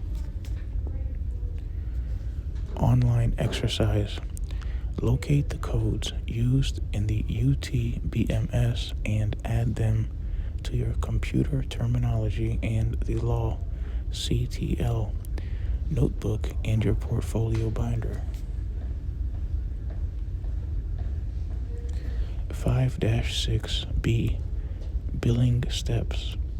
The actual billing process differs from firm to firm and occasionally differs from case to case within the same firm. Client billing sometimes occur only after the matter is completed. More commonly, a client is billed monthly or quarterly. An administrator in a large firm usually works with the billing attorney. The attorney doing the legal work for the client to prepare the bill. When a matter is called for billing, the administrator may prepare a billing memorandum, the draft bill, which specifies the out-of-pocket expenses and costs incurred by the firm in connection with the matter, plus the amount of time each attorney and paralegal has spent on the matter, along with the billing rate of each. For the fee portion of the draft bill, here is an example covering 3 timekeepers who worked on the Davis matter. Attorney Thomas Jones, $1,750, billing rate $350 an hour, time spent on the Davis matter 5 hours. 5 times $350 equals $1,750. Attorney Kelly Sampson, $2,200, billing rate $200 an hour, time spent on the Davis matter 11 hours. 11 times $200 equals $2,200.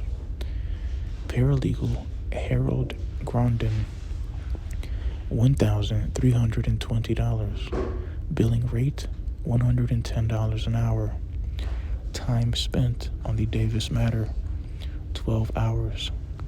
12 times $110 equals $1,320. The billing attorney has 3 choices. 1. Bill the total of the actual amounts. In our Davis example, this would produce a bill of $5,270. $1,750 plus $2,200 plus $1,320 plus expenses and costs, if any. 2. Write down the matter by subtracting a certain amount, like for example $400. This would produce a bill of $4,870. 3. Write up the matter by adding an amount, like for example $700. This would produce a bill of $5,970. This adjustment, downward or upward, includes the possible conclusions when valuing the bill. An increase is sometimes called a premium adjustment, a decrease, a discount adjustment. The decision to adjust is based on factors such as the potential liability exposure of the firm, leading to a write-up if allowed under the attorney-client fee contract, and the relative inexperience of an attorney or paralegal working on the matter, leading to a write-down. If, for example, recently hired attorneys or paralegals take an unusually long time to complete a task they have not performed before, a write-down may be appropriate so that the client does not have to bear the full cost of their on-the-job training. See Exhibit 5-10, for example. For an example of a bill sent to a client covering work of attorneys and paralegals on a matter, more than likely a law firm will send out bills electronically, like for example as email attachments or through a client portal, particularly to corporate clients. The practice is referred to as e-billing. Exhibit 5-10, Bill sent to client for attorney and paralegal services.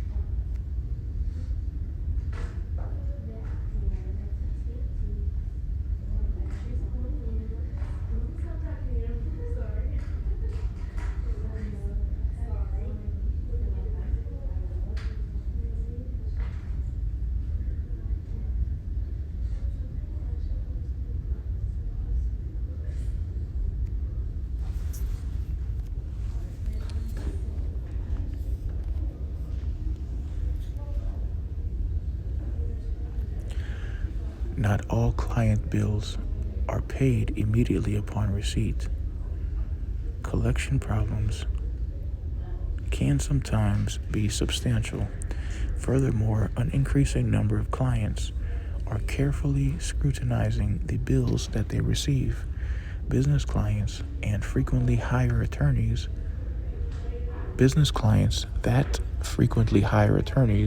may use outside billing auditors to review attorney bills before paying them.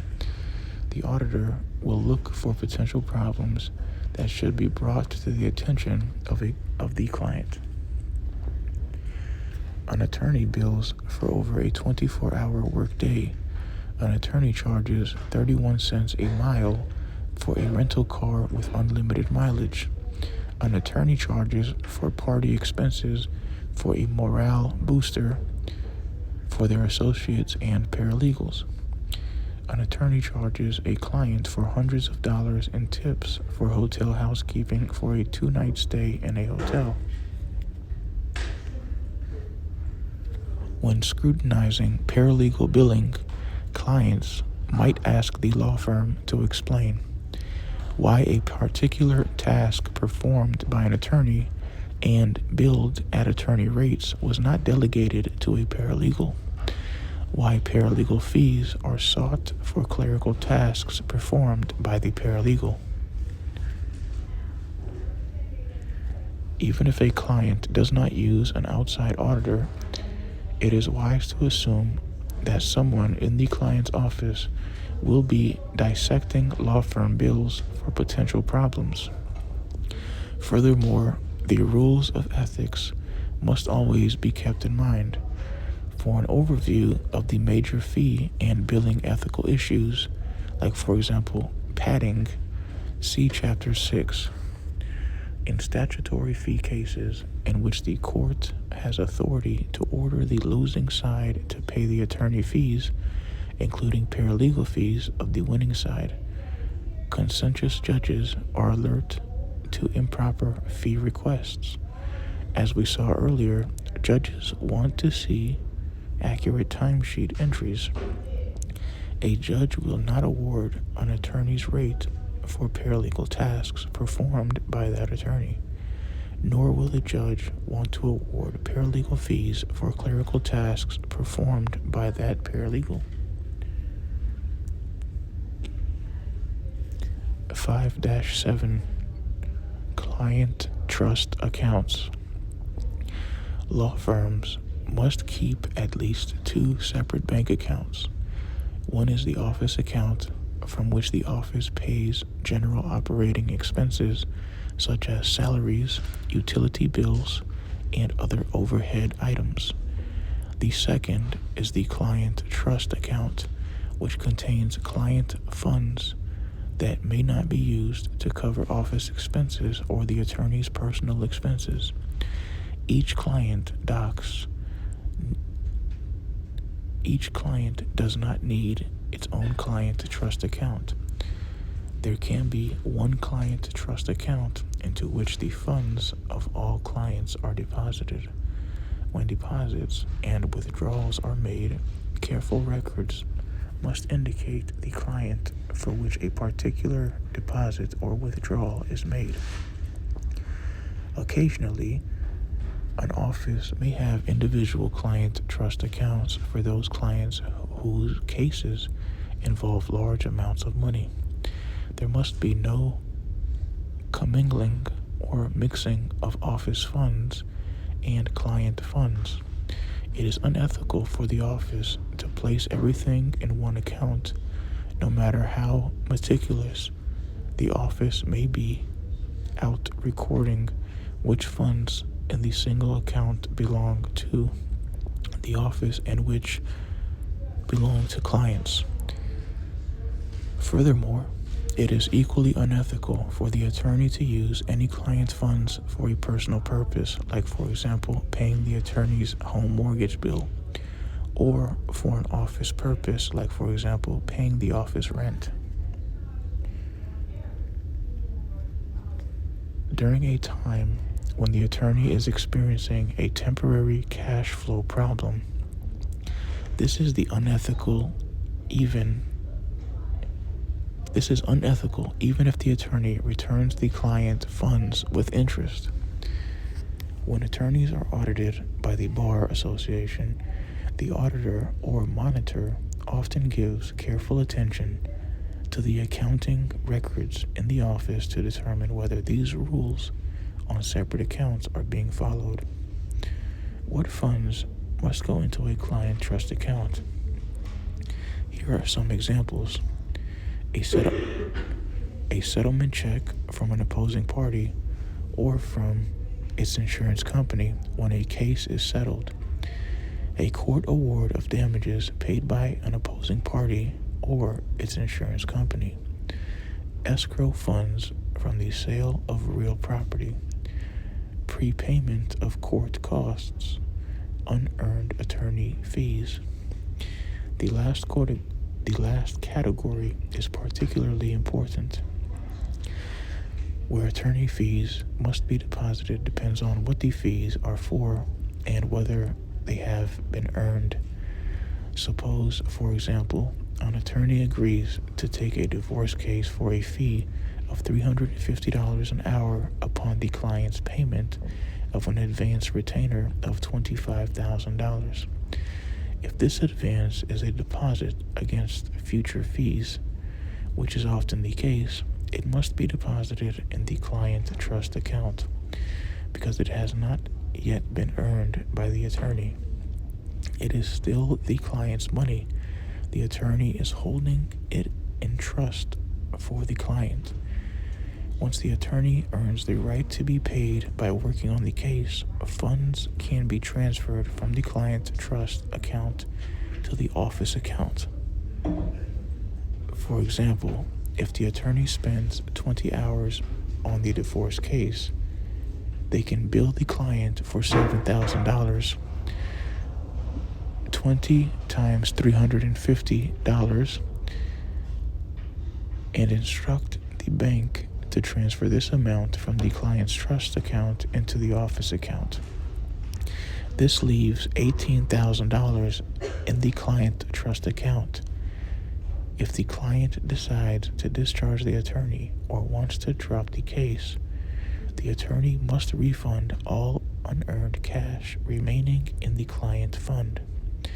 Some attorney fees, however, are not advances against future legal services. They may constitute a non-refundable sign-up bonus that commits the attorney to be available to the client as needed over a designated period of time. Such fees can be deposited directly into the attorney's office account because they are considered earned when received. To avoid disputes, the contract of employment, the fee agreement between an attorney and client, should clarify the purpose and nature of fees to be paid. Are they advances? Are they refundable or non-refundable? When are they considered earned? Such questions should be answered and the answers understood by the client before the attorney-client relationship begins. The ethical rules of each state must also be carefully checked in this area of practice. Some states, for example, place restrictions on an attorney's right to non-refundable fees, even if the client agrees to pay them. Client trust accounts earn bank interest. In most states, law offices must send this interest to a public fund that makes grants to organizations that provide legal services to low-income clients. The use of these funds in this way is called the IOLTA, Interest on Lawyers' Trust Accounts Program. In the matter of Corbett 478 MASS 1004, 84 NE 3D 837 2017 is a case where an attorney misused client trust funds and suffered the consequences disbarment. Being insincere to those that are determining your fate is not the most effective course of action. Let's review the Supreme Judicial Court of Massachusetts decision. Order of the Court, a case study. In the matter of Corbett, Supreme Judicial Court of the Commonwealth of Massachusetts, 478 MASS 1004 84 NE 3D 837 2017. In the matter of Corbett involved an attorney who misused his client's money. William Corbett misappropriated client settlement funds for his own use and did not either return the funds or disperse the funds until bar complaints were filed against him. Corbett first withheld settlements funds of a client and used them in an unrelated client matter in the amount of $36,085.93. Then, with the same client, Corbett withheld a $50,000 settlement, yet withdrew his fee from the proceeds and used it for other purposes. When he finally sent the client a check for the settlement amount, the check was dishonored for insufficient funds.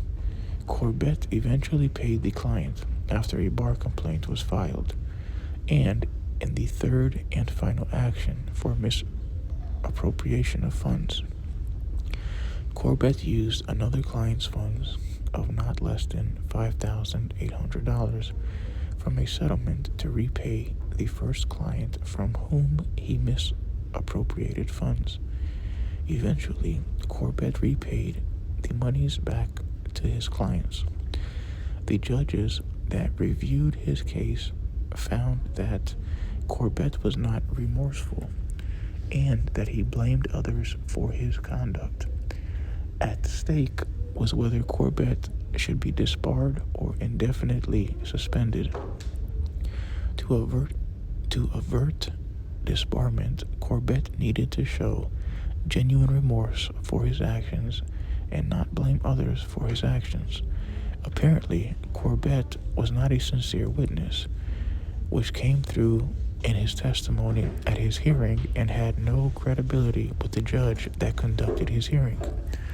Thus, the court found that the recommendation from the judge hearing the matter, which was disbarment and not indefinite suspension, was upheld. Discussion questions. Read in the matter of Corbett. What defense did Corbett attempt to assert to mitigate his actions? What impact did Corbett's own actions have on the court's upholding of his disbarment? Why was restitution of the client's monies not a mitigated factor in the court's determination for disbarment? 5-8 Administrative Reports. The managers of a law office need to know what everyone in the office is doing. Many attorneys routinely complete a form similar to that illustrated in Exhibit 5-11, the work summary. It can be filled out by computer or on a paper form provided by the office. Paralegals also fill out work summary reports, depending on the nature of the work they are doing. If they are working for several attorneys in one department, the department head and the paralegal supervisor, if any, often require copies of the work summary report in order to keep track of the work being done.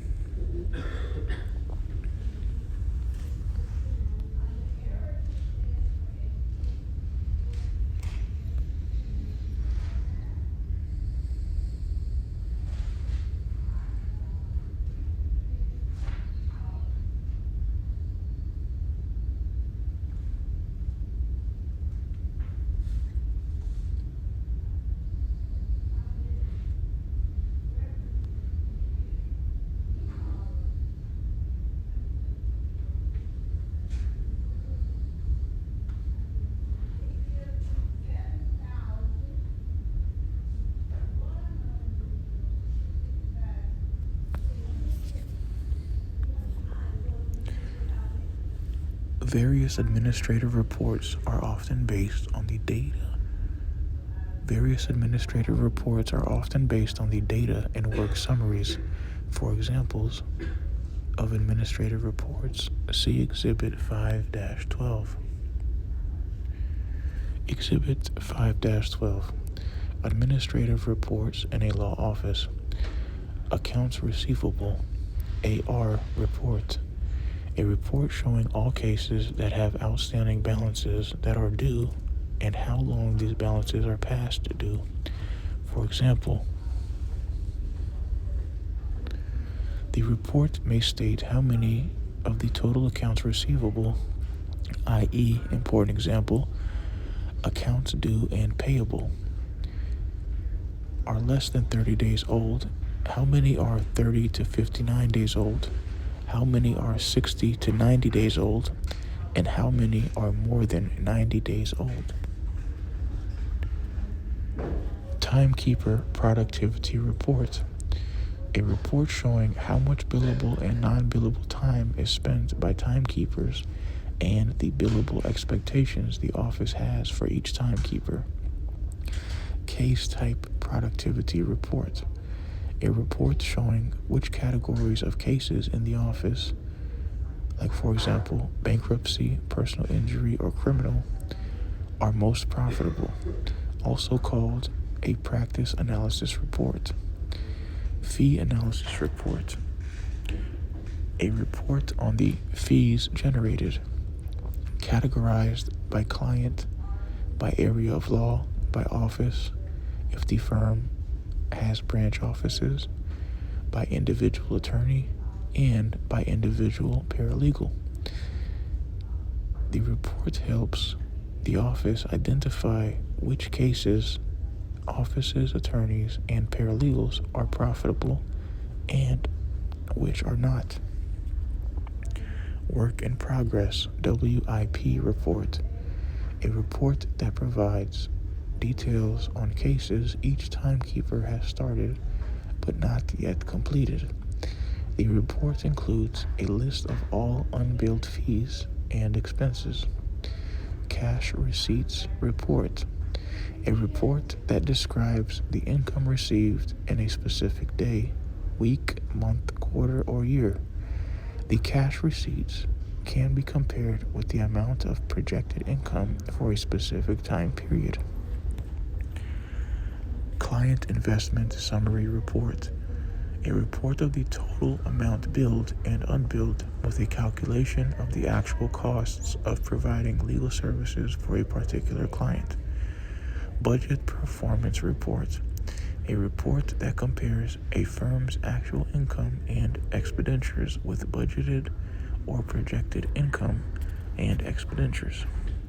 Source: Milo Yellen.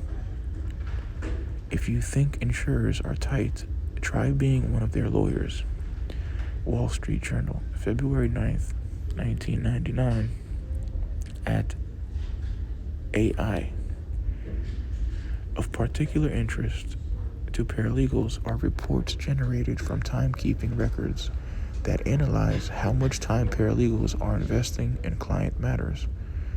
This analysis is similar to the analysis the firm performs on the time invested by attorneys. Managers use these data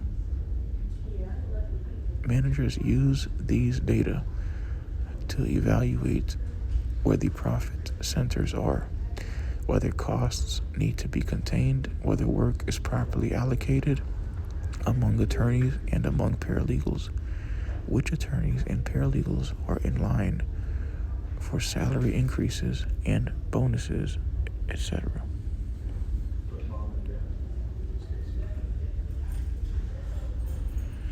(5-9) Client file management. When you begin work in a law office, one of your early tasks will be to learn the office's system for organization, locating and storing client files. In some offices, particularly small ones, paralegals are given considerable responsibility for maintaining this system. Efficient file management is of critical importance. The proper storage, safekeeping, and expeditious retrieval of information from the files is a critical component of the efficient management and operation of the law office. Attorneys and paralegals will tell you that few experiences are more frustrating. Attorneys and paralegals will tell you that few experiences are more frustrating than coping with a lost document or a missing file. It often contributes to missed deadlines, which can cause malpractice claims against attorneys and the law firm. Many client files are in the computers of the office, often prepared and organized with the client management software the office uses. In addition, a client's file will contain many paper documents, like, for example, the attorney-client fee contract and answers to interrogatories. The following description covers file maintenance of both paper and electronic digital documents.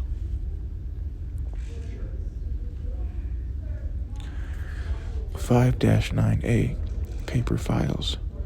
Documents are often placed in separate folders within the client's file. On the right side of one of the folders, you may find all incoming correspondence and copies of all outgoing correspondence. They will be in reverse chronological order, with the most recent correspondence always placed on top.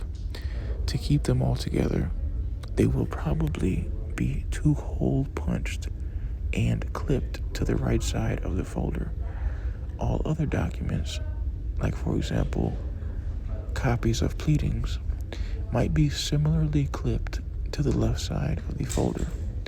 Large documents, such as transcripts of depositions, are often kept in separate folders. Almost every law office has multiple clients. The location of the files of these clients will depend on factors such as the kind and size of cases the office handles, the number of attorneys in the office, the use of computers, and the availability of storage space. Large law firms often have a centralized filing area where all or most files are located. File clerks, perhaps under the direction of a record information manager keep track of every file. Smaller offices tend to be more decentralized, allowing files to be located in or near the office of the attorney working on those files.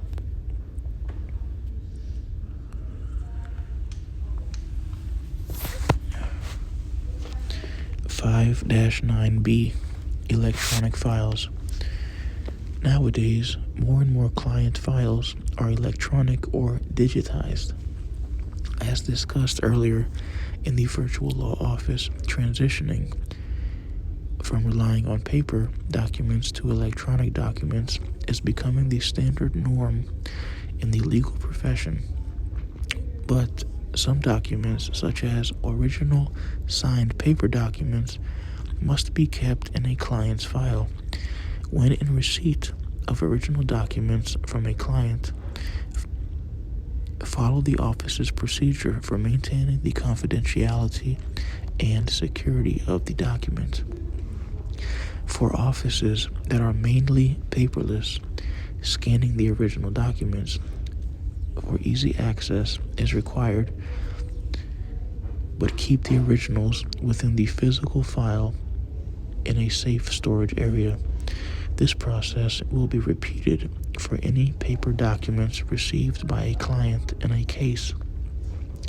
Label and date the original documents, but do not write on an original document. Some offices will keep the documents in a protective sleeve so that they are kept in their original state. Some cases linger for years and age is visible on the documents. Preserve the originals in a paper file, yet scan whatever is received into the client's electronic file. Create your system or follow the firm's system of creating an electronic file with folders and subfolders for each case. Electronic files make for easier access and easier mobility.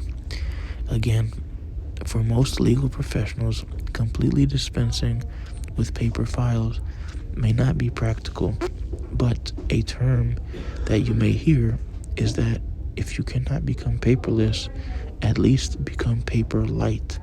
Paper light means to minimally use paper documents only when it is required. In a paper light environment, both electronic and paper are integrated when possible to create reduced paper in the workplace. Although the ideal may be paperless, whereas the reality in the legal profession is that paper light is a more practical goal. Cases have paper documents, and in some instances, paper is preferable, such as when reading and marking up a case, keeping timesheets, or making diary entries. There are times and situations when some simply want to use paper. The point for many is that striving for a paperless or paper-light environment will reduce the waste and expense that paper often creates. Quick tip: unless necessary, try and keep original documents in one place so they will not be lost. They may mean keeping original documents off the attorney's desk. Finding a lost document makes for frantic moments, especially when time is of the essence. 5-9C Filing System. There are two major kinds of filing systems, alphabetical and numerical.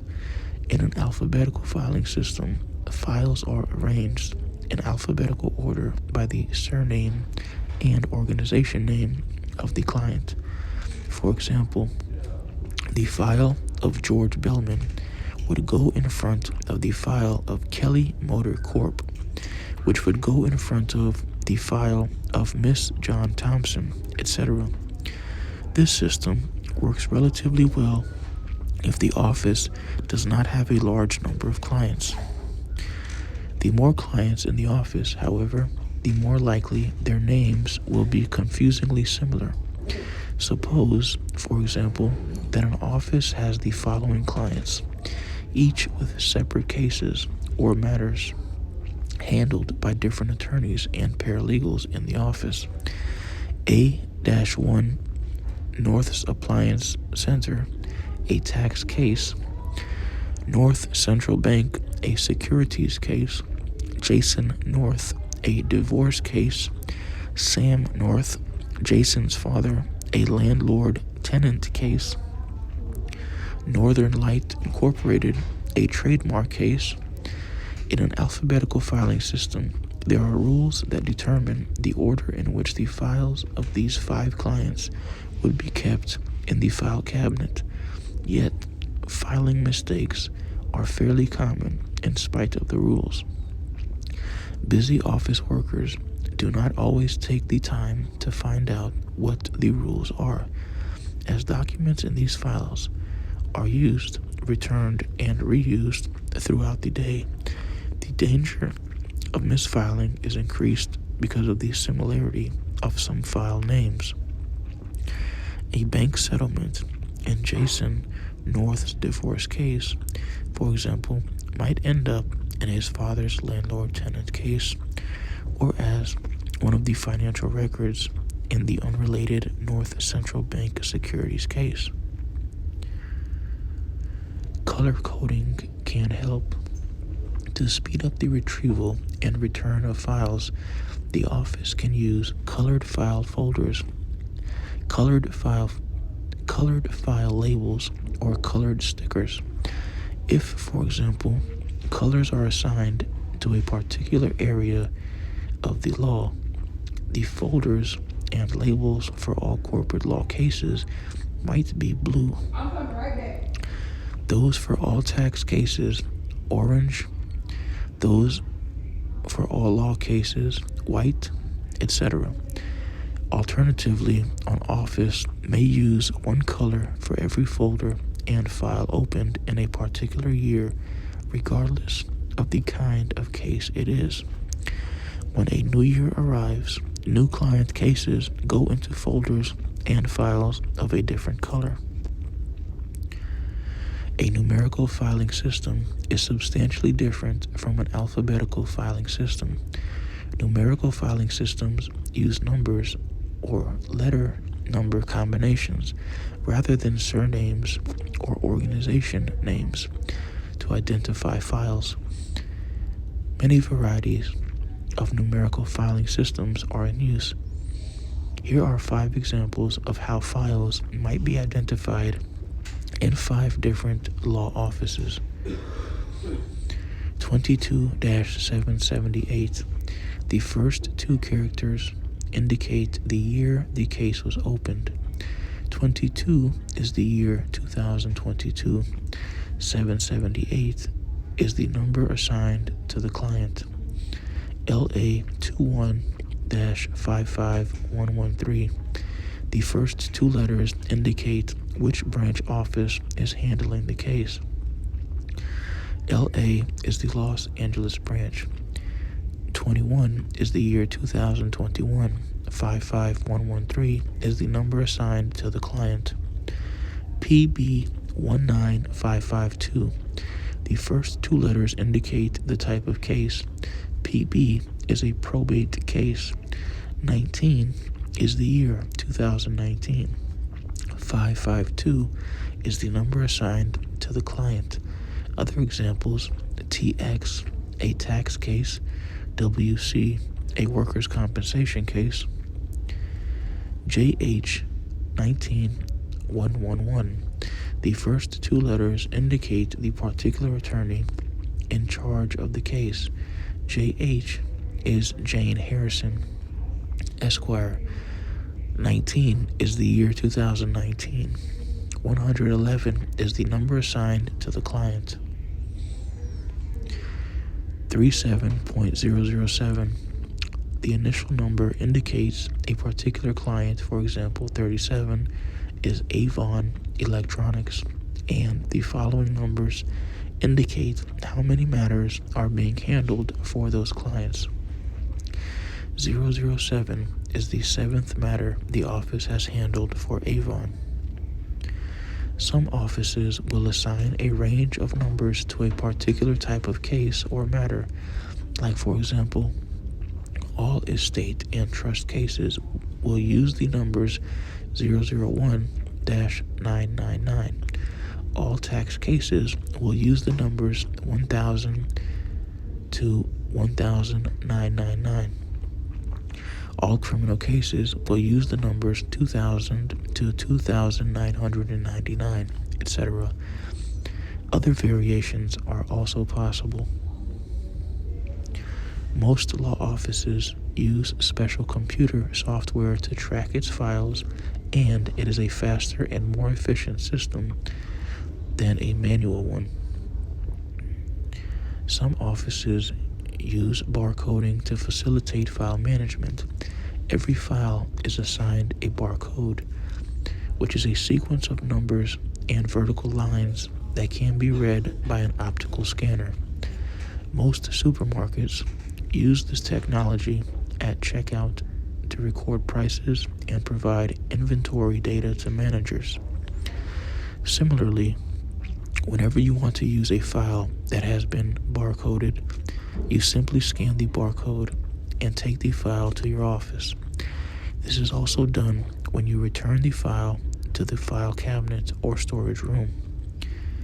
The office thereby obtains an efficient computer record of who has which files, how long they have had them, and when they were returned. In a barcode system, you scan the barcode into a computer. Suppose you are also able to scan the contents of every document and every file into the computer. This amounts to a fully automated file management system.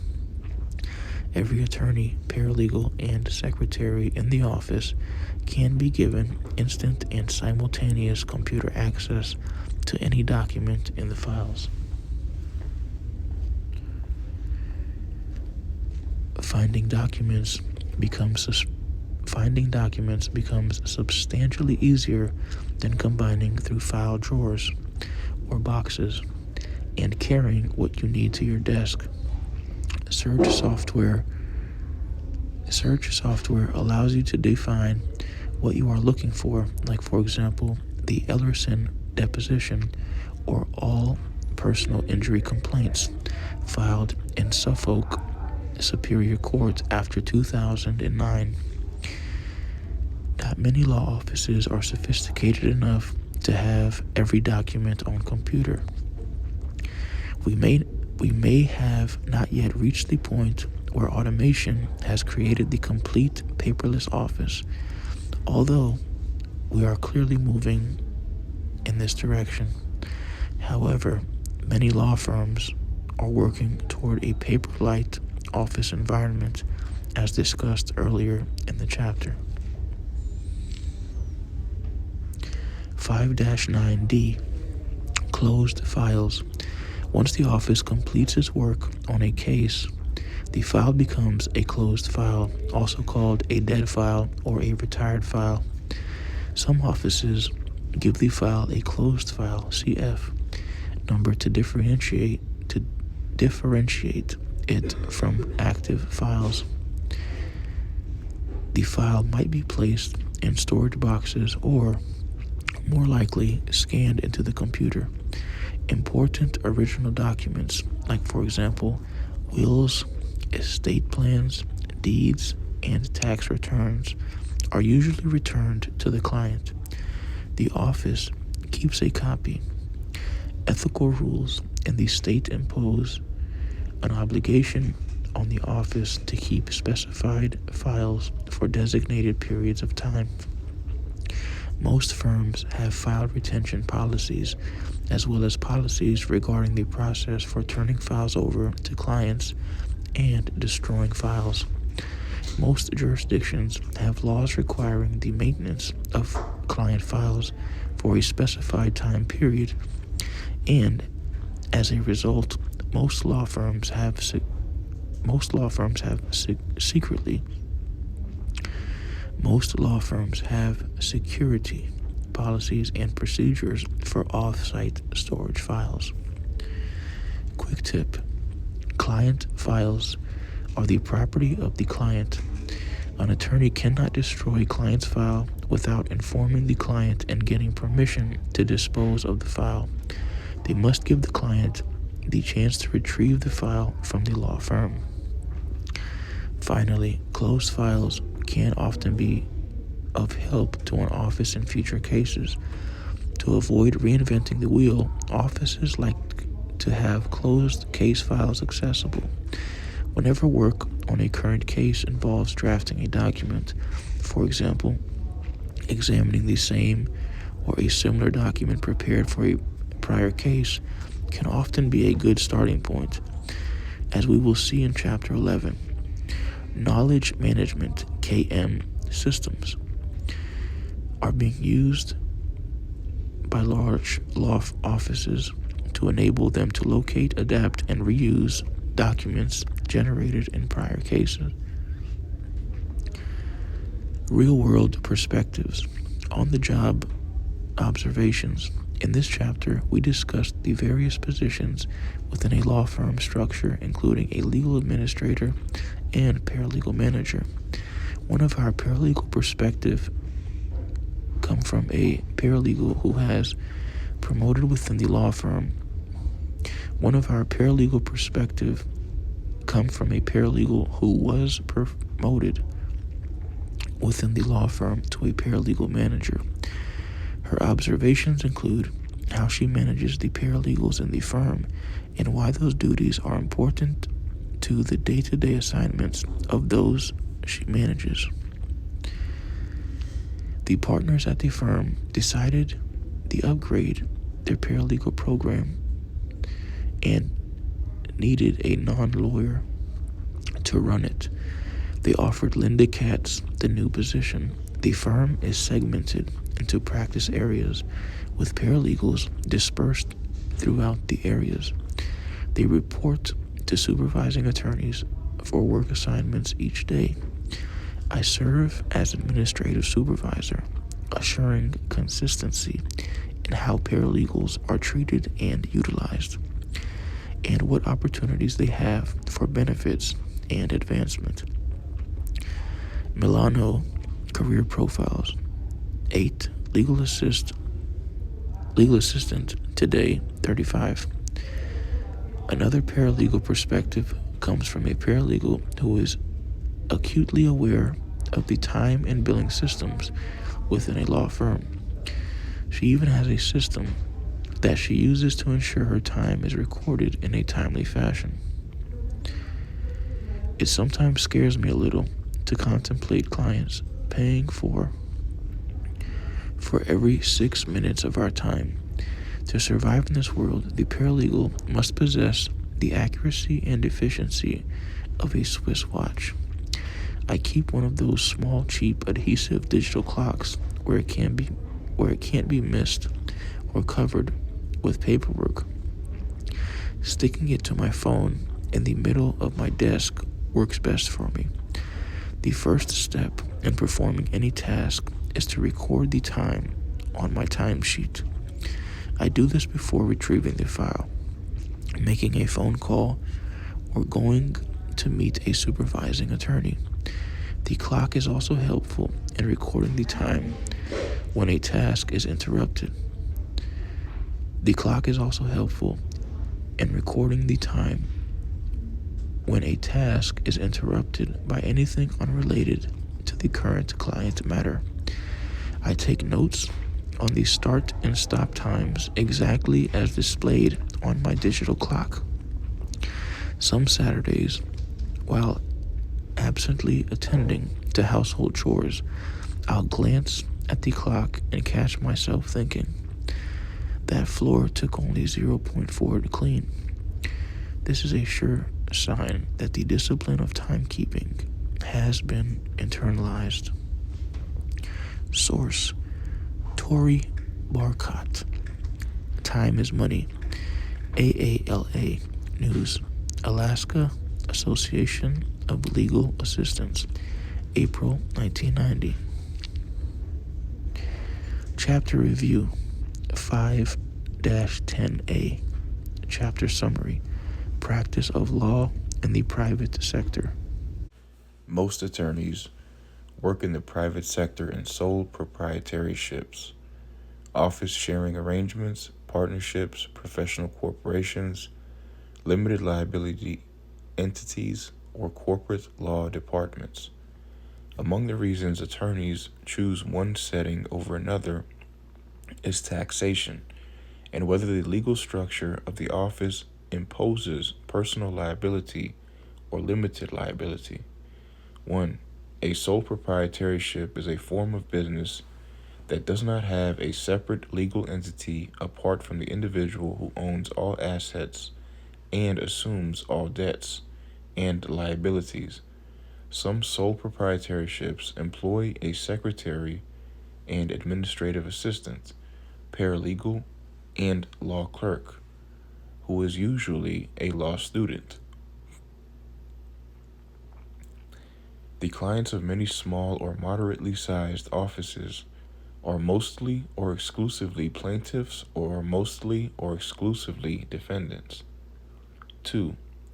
To save on expenses, several sole practitioners may enter into an office sharing arrangement under which the attorneys practicing alone share the overhead costs of the office, such as expenses for office space, secretarial help, etc. 3. A partnership is a business or other venture jointly owned by two or more people who share its profits and losses. The equity or capital partners share in the profits and losses of the office and control its management, often through a committee or department structure.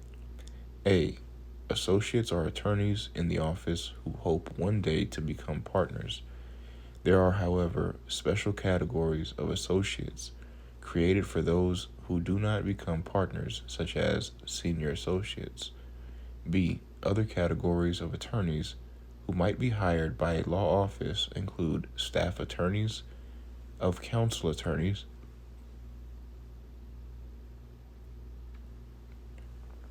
and contract attorneys.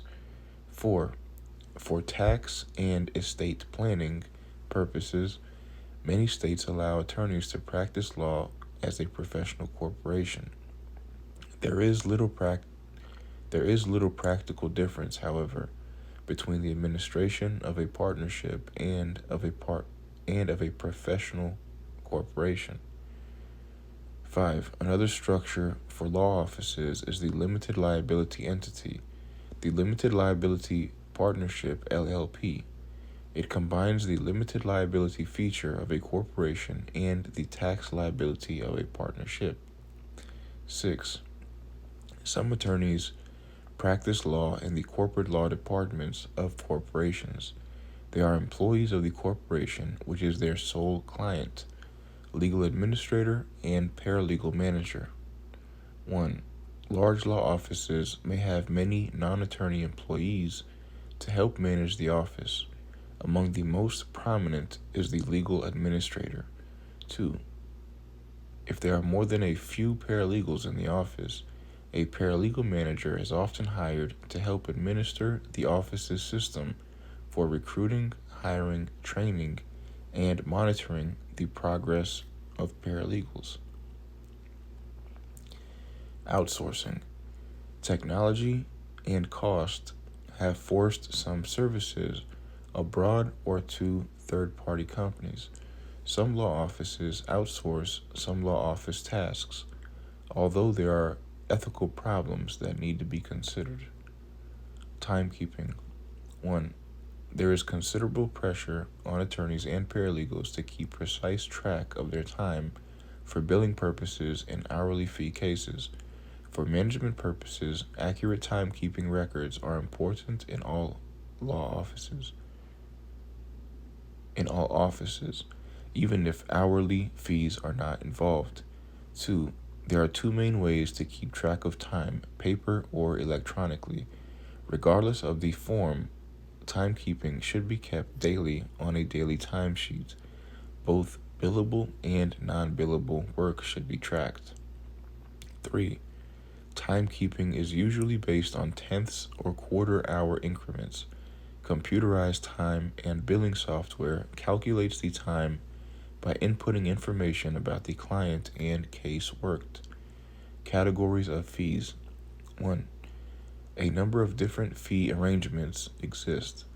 Clock-based arrangements, like for example hourly rate and blended hourly rate, and alternative fee arrangements, AFAs, that stress value billing, like for example fixed fee, fee cap, task-based billing, hourly plus fixed fee, volume discount, and contingent fee. 2. Bundled services consist of the full range of tasks needed to represent a client on a matter. Unbundled legal services, limited scope representation, consist of discrete tasks for which the client is charged per task, as opposed to being charged a single fee for all tasks to be performed. 3.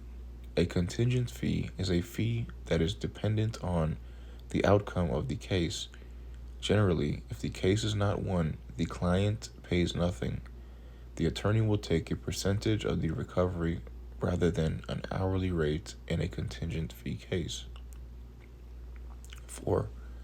Court costs are the fees charged in filing a case and can be assessed against the losing party.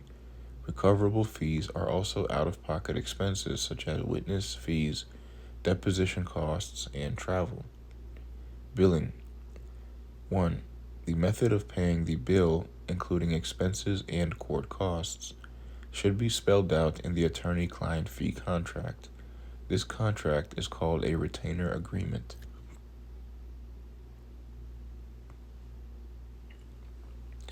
2. Some clients require law firms to use billing codes. There are billing codes for client services and related expenses. 3. The amount actually paid by a client is not determined until there has been a valuing of the bill, which might result in a write-up, a write-down, or no change. Some business clients use an outside auditor to help them monitor law firm bills, particularly to identify irregularities. Client trust accounts. Law firms must keep at least 2 separate bank accounts, the office account and the client trust account. There must be no mixing of office and client funds. Administrative reports. An efficient law office uses administrative reports to help it keep track of and manage the practice. Examples include work summary, accounts receivable, AR report, and timekeeper productivity report. Client file management. 1. To attract client cases, a client file is set up. The client file is part of an overall management system to organizing each client file. The client management file and system may be done by a paper system, but the majority of law offices use a computerized system to manage and track client files. Many law firms are moving toward paperless offices, but at the very least are becoming paper light. 2.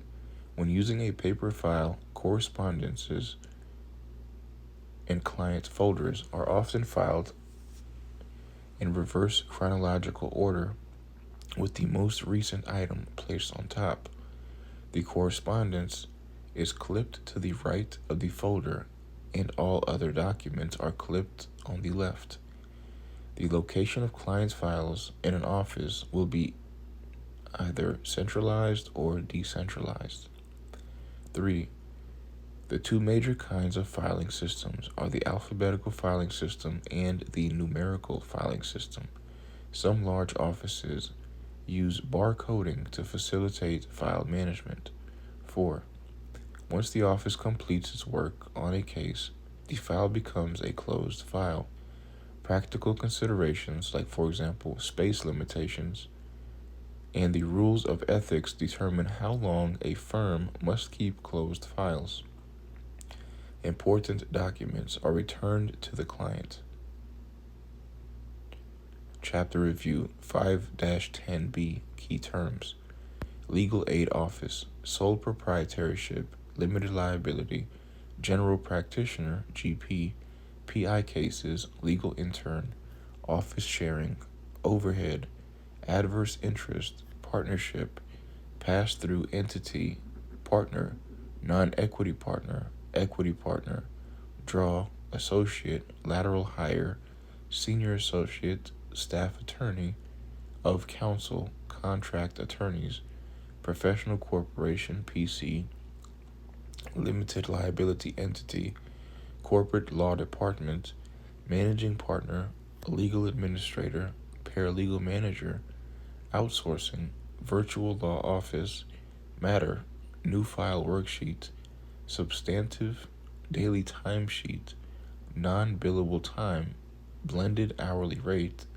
Value Billing, Fixed Fee, Fee Cap, Bundled Legal Services, Unbundled Legal Services, Task-Based Billing, Hourly plus Fixed Fee, Discounted Hourly Fee, Incentive Billing, Defense Contingent Fee, Expense Slip Retainer, Draft Bill, Valuing the Bill, E-Billing, Commingling, Record Information Manager, Paperlite, Alphabetical Filing System, Numerical Filing System, Barcode, Closed File, Retroactive Negotiated Fee. Chapter Review 5-10C Review Questions. 1. What is a sole proprietorship? 2. What is the distinction between limited liability and personal liability? 3. What is a partnership, and identify 2 distinguishing characteristics of a partnership? 4. Define the following categories of attorneys: staff attorney, of counsel, and contract attorney. 5. What is the difference between a professional corporation, PC, and limited liability entity? 6. What are some of the major responsibilities of the legal administrator and a paralegal manager? 7. What is outsourcing, and what ethical dangers does it pose? 8. Why are accurate time records important for offices that charge hourly fees, as well as for offices that do not? 9. What is meant by recording time contemporaneously? 10. What is non-billable time? Give some examples.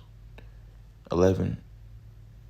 Describe the following kinds of fees and billing arrangements: hourly rate, blended hourly rate, fixed fee, fee cap, hourly plus fixed fee, volume discount, contingent fee, incentive billing, and retroactive negotiated fee.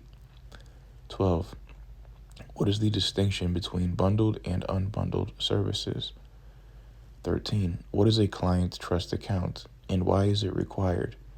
What is the IOLTA program? 14. What is the function of the following administrative reports: accounts receivable, AC report, timekeeper productivity report, case type productivity report, fee analysis report, work in progress report, cash receipts report, client investment summary, and budget performance report.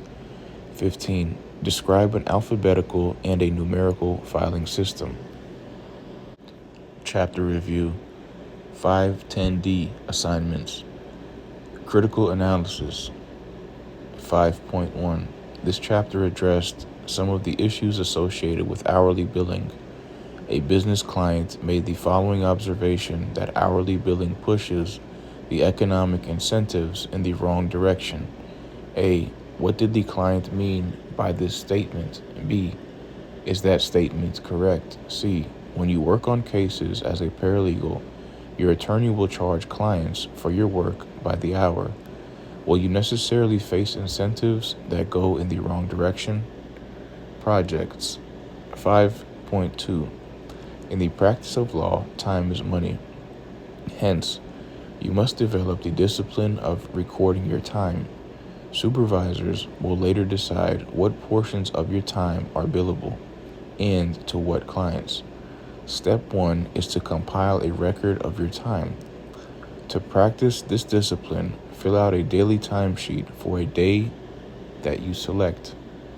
On a sheet of paper, record in a chart form that you design everything approximately that you do in 6-minute intervals over a continuous 8-hour period. Use the 6-minute decimals discussed in the chapter, like for example 12 minutes equals 0.2. When needed, round up or down to the nearest 6-minute period. Once you design your chart, it should take you a total of no more than about 15 minutes to fill it out during the 8-hour period. You do not, however, fill it out at one time. You fill it out contemporaneously as you go through the tasks you are keeping track of throughout the 8 hours. Select an 8-hour period in which you are engaged in a fairly wide variety of activities. Avoid an 8-hour period that contains any single activity lasting over 2 hours. Draw a chart covering the 8-hour period. At the top of the chart, place your name, the date of the 8-hour period that you used, and the starting and ending times of the 8-hour period. The period can be within a school day, a work day, a day of leisure, etc. Create a shorthand or common abbreviations for the description of the tasks you performed in the 8-hour period you are documenting.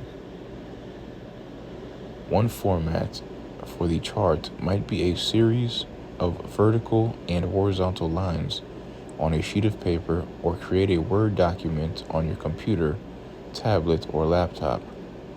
This will give you a small amount of space on which to insert your abbreviations for each 6-minute interval. Design the chart any way that you want, keeping in mind the goal of the exercise, to enable someone else to know what you did within the 8-hour period. In Exhibit 5-5, there's an example of a daily timesheet used in a law office. You can adapt the format in Exhibit 5-5 so long as you follow the guidelines listed here. For example, place your abbreviations on a separate sheet of paper that you submit rather than at the top of the form. 5.3. Contact a private law firm in the area that is large enough to have an office manager or legal administrator. Ask this person if you can interview them on the phone, by email, or in person for several minutes. Explain that you are taking a paralegal course that requires you to interview a manager. Ask this person about the following topics. A. How the office is organized, partnership, sole proprietorship, or other. B. Major duties of the manager or administrator. Use the text and exhibits as a guide to some of the areas to cover. C.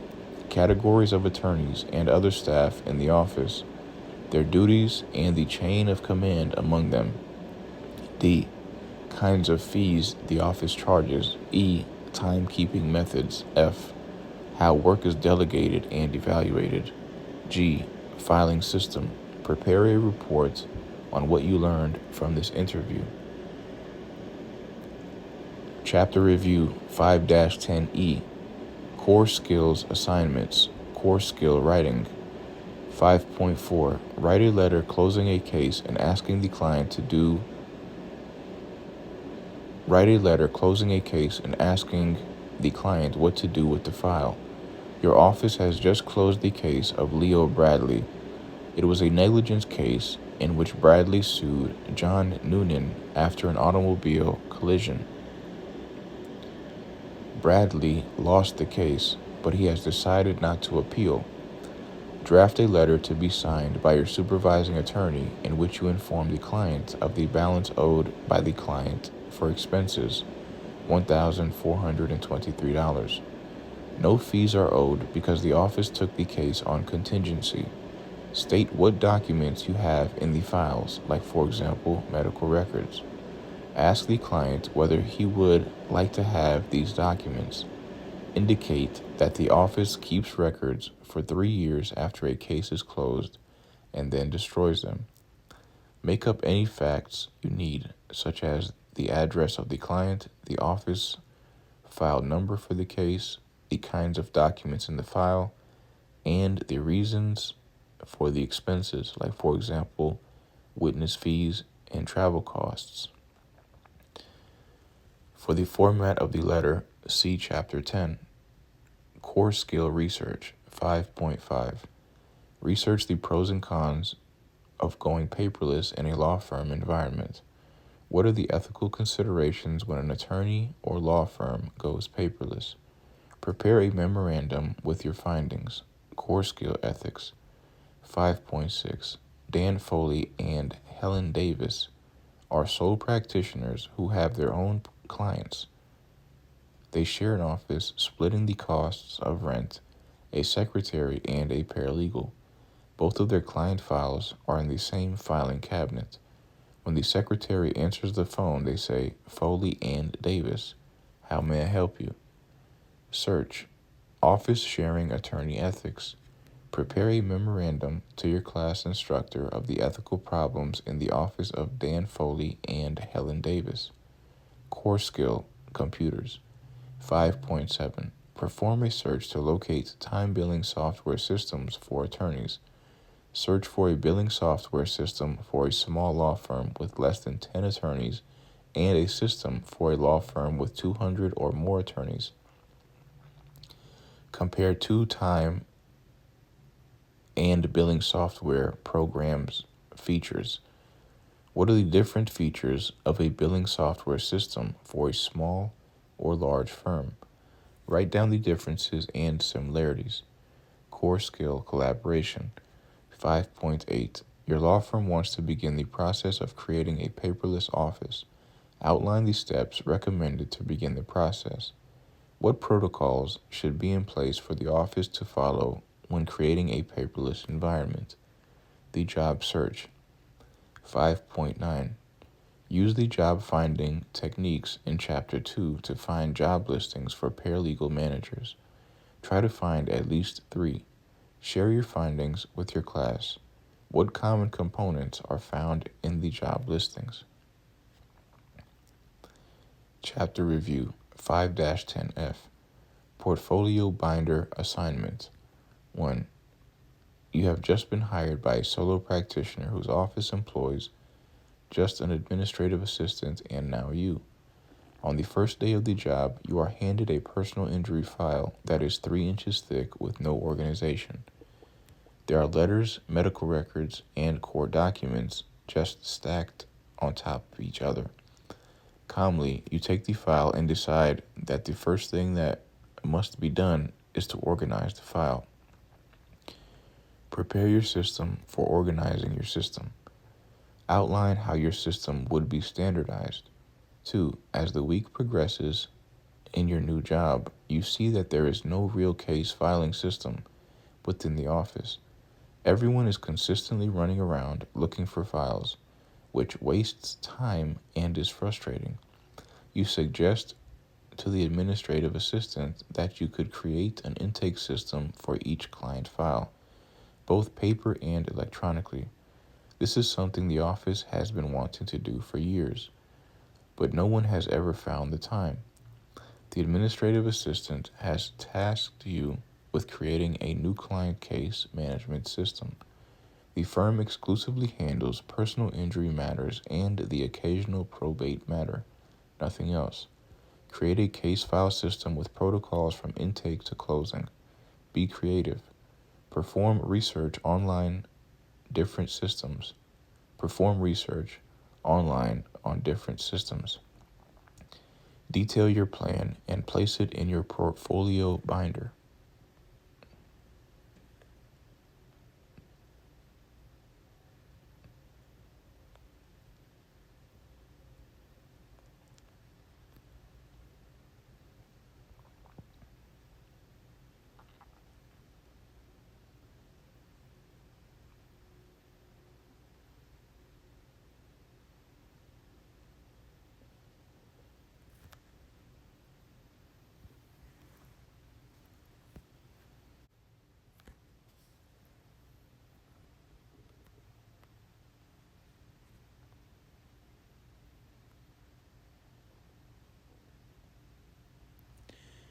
Legal aid offices.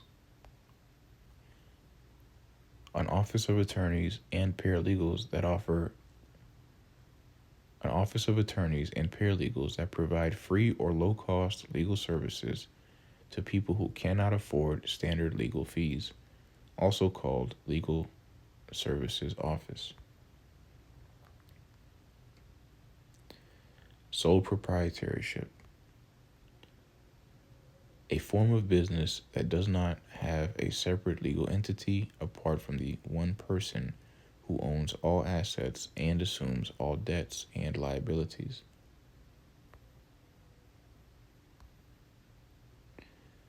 Limited liability. Restricted liability, liability that can be satisfied only out of business assets, not out of personal assets of a debtor or wrongdoer. Protection from personal liability for business debts and claims. General practitioner. A professional who handles many different kinds of cases.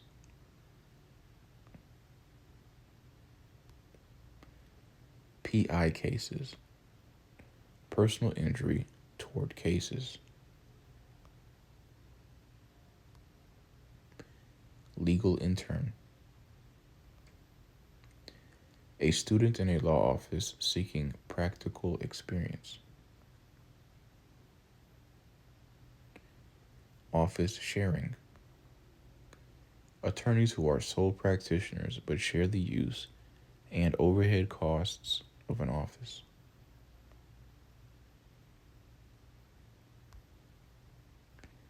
Overhead. The operating expenses of a business, like, for example, office rent, utilities, insurance, and clerical staff, for which customers or clients are not charged a separate fee. Some states, however, allow attorneys to charge clients for clerical or secretarial time.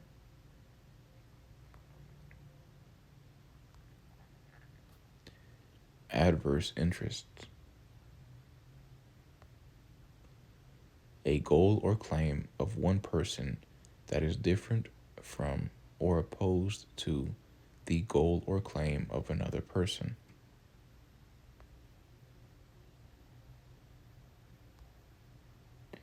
Partnership. A business or other venture jointly owned by two or more people who share its profits and losses.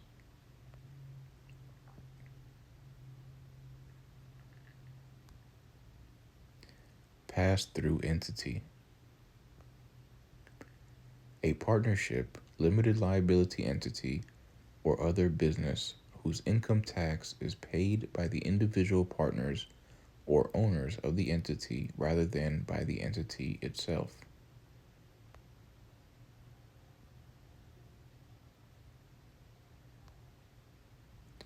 Partners. One who shares in the profits and losses of a jointly owned business or other venture. Partners make the ultimate decisions on how the business, like, for example, law firm, should be managed.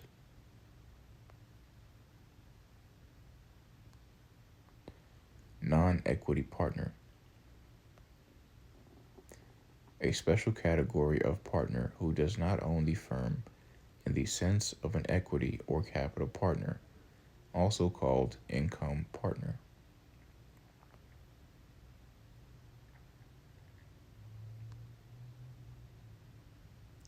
Equity partner. A full owner, partner of a law firm, also called capital partner.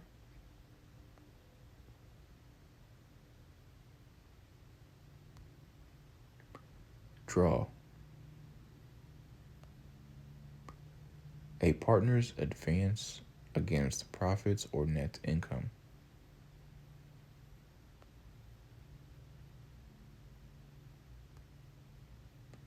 Associates.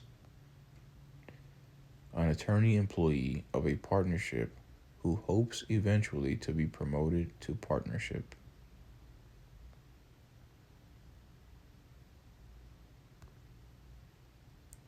Lateral hires. A person hired from another law office.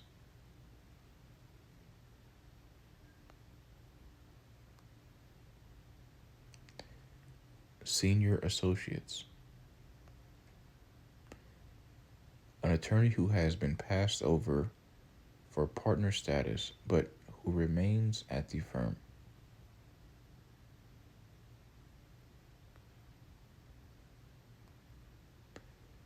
Staff attorneys. A full-time attorney employee who has no expectation of becoming a full partner, also called second-tier attorney.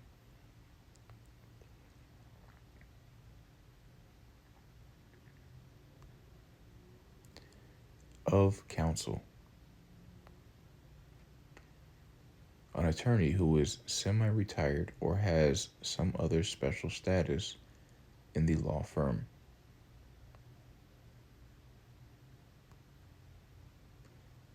Contract attorneys. An attorney hired to work for a relatively short period, usually on special cases or projects, also called project attorney.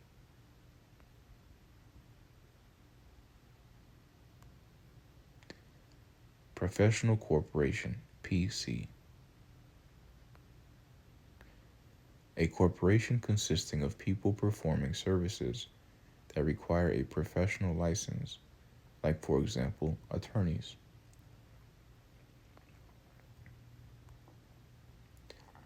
Limited liability entity.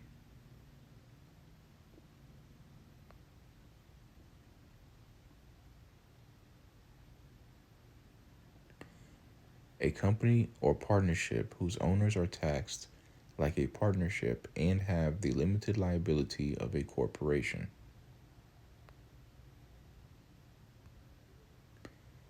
Corporate law department. A law office within a corporation containing salaried attorneys, in-house attorneys, who advise and represent the corporation, also called legal department.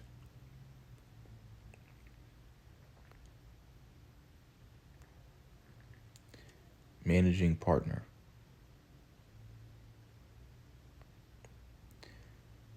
A partner of a law firm who has day-to-day responsibility for the overall management of the firm.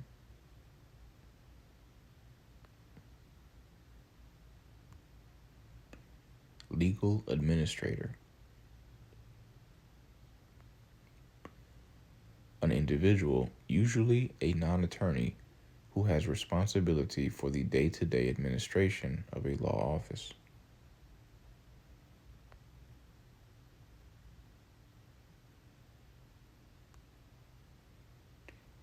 Paralegal manager.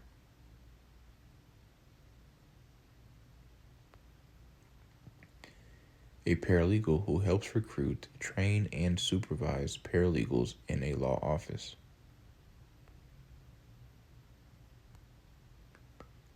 Outsourcing. Paying an outside company or service to perform tasks usually performed by one's own employees.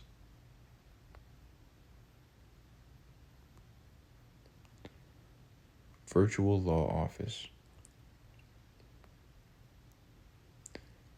An office in which an attorney provides limited scope legal services, mainly or exclusively through online communication.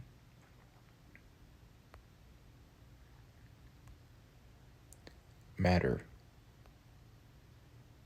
1. A client issue. The reason a client hires or consults an attorney. 2. A case before the court.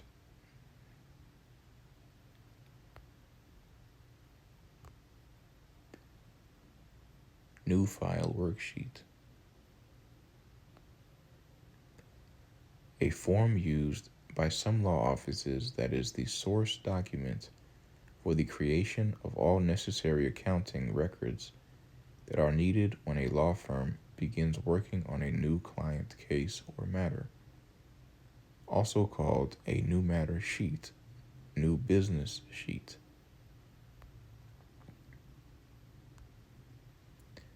Substantive. Non-clerical, requiring legal skills to perform.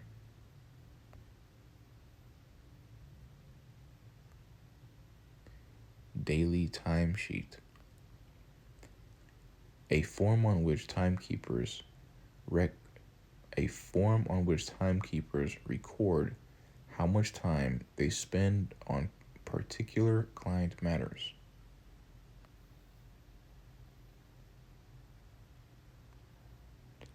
Non-billable time.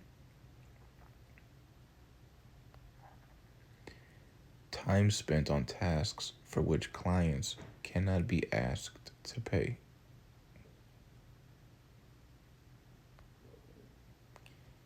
Non-billable time. Blended hourly rate. A single hourly rate based on a blend or mix of the rates normally charged by different individuals, like, for example, a partner, a senior associate, a junior associate, and sometimes a paralegal.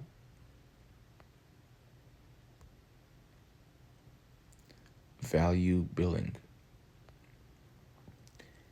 A method of charging for legal services based on factors such as the results achieved and the complexity of the case rather than solely on the number of hours spent on the client's case.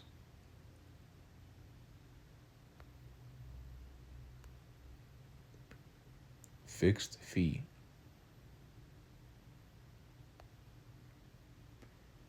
A flat fee for services regardless of the amount of time needed to complete the task.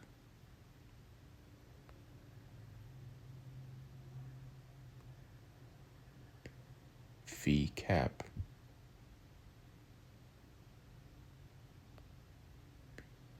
A maximum amount or maximum percentage that can be charged as a fee in a case.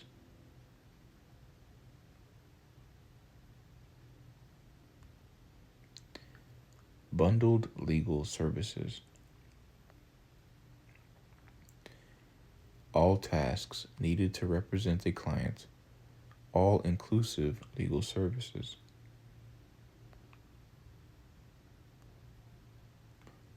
Unbundled legal services.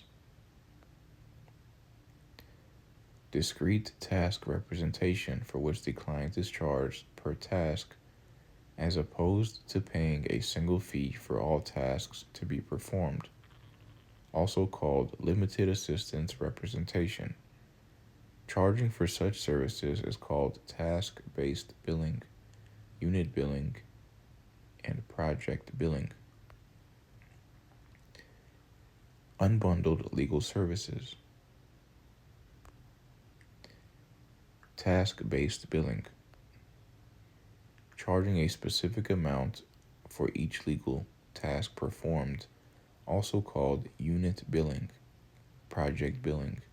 2. Paying for specifically performed tasks, often identified by using predefined categories of task codes.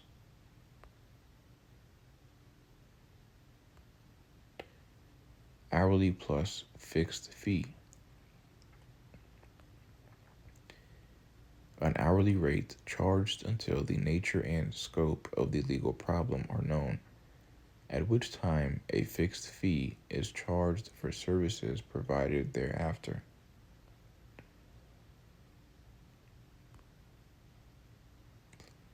Discounted hourly fee.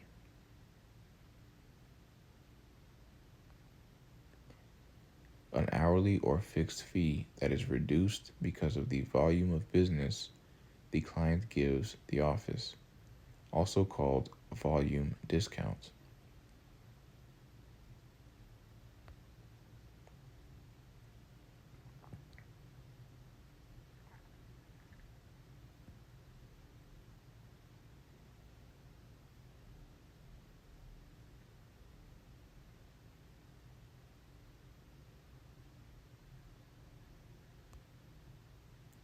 Incentive billing.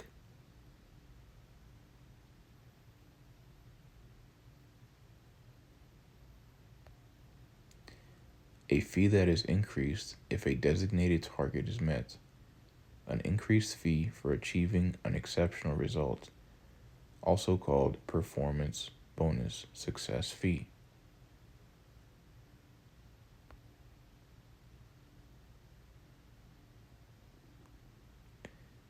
Defense contingent fee. A fee received by the defendant's attorney that is independent. A fee received by the defendant's attorney that is dependent on the outcome of the case, also called a negative contingency.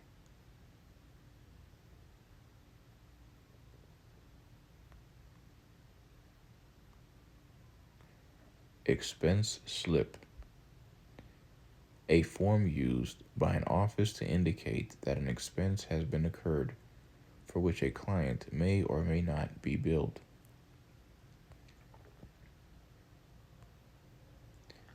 Retainer. 1. The act of hiring or engaging the services of someone, usually a professional. The verb is retain. 2. An amount of money or other party. 2. An amount of money or other property paid by a client as a deposit or advance against future fees, costs, and related expenses of providing services.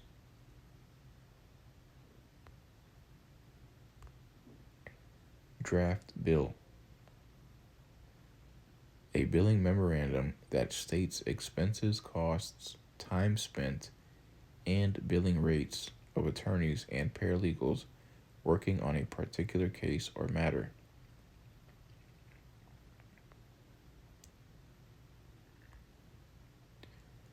Valuing the bill.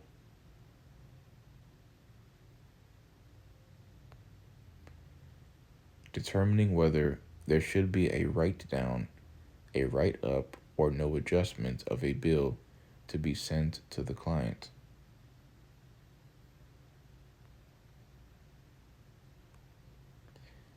E-billing. Sending out bills electronically, like for example, as email attachments.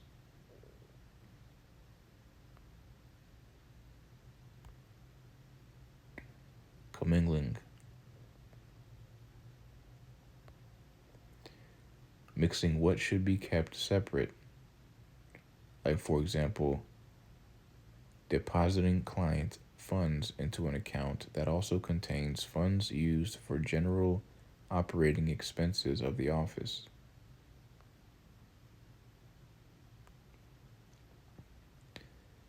Record information manager.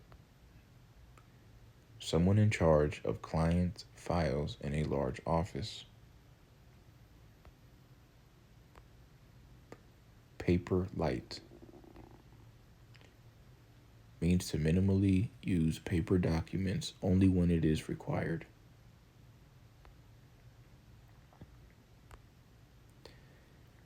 Alphabetical filing system.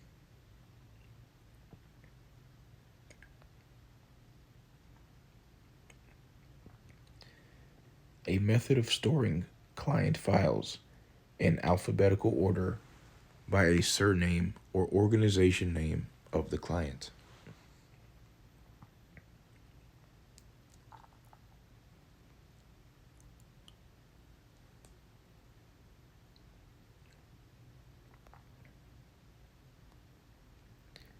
Numerical filing system. A method of storing client files by numbers or letter number combinations.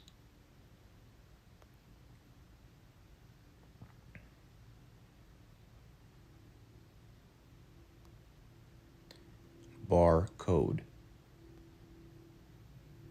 A sequence of numbers and vertical lines of different shapes that can be read by an optical scanner.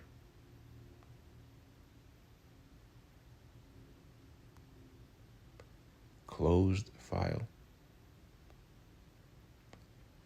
The file of a client whose case is no longer active in the office, also called dead file and or retired file.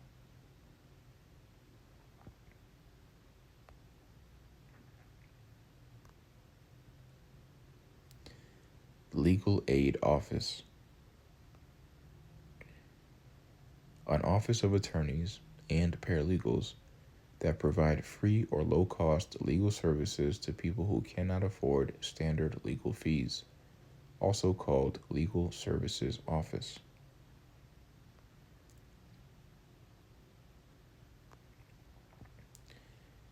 General Practitioner, GP.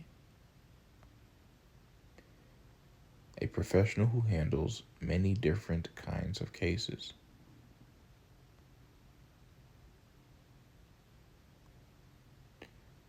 Adverse interests.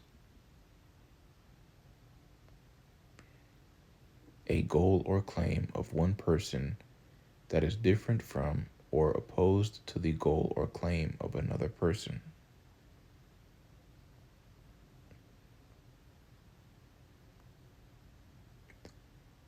Partner.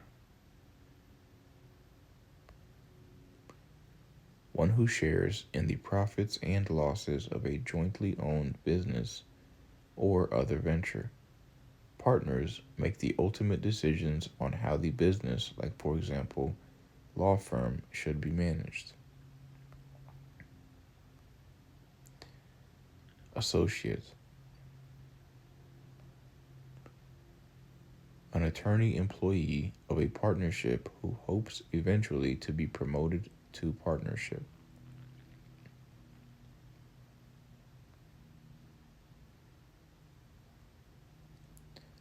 Lateral hire. A person hired from another law office.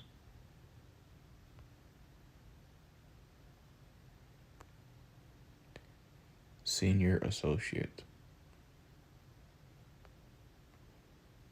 An attorney who has been passed over for partner status but who remains at the firm.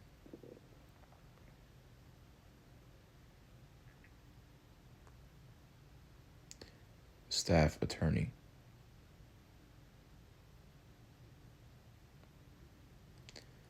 A full-time attorney employee who has no exception. A full-time attorney employee who has no expectation of becoming a full partner, also called second-tier attorney.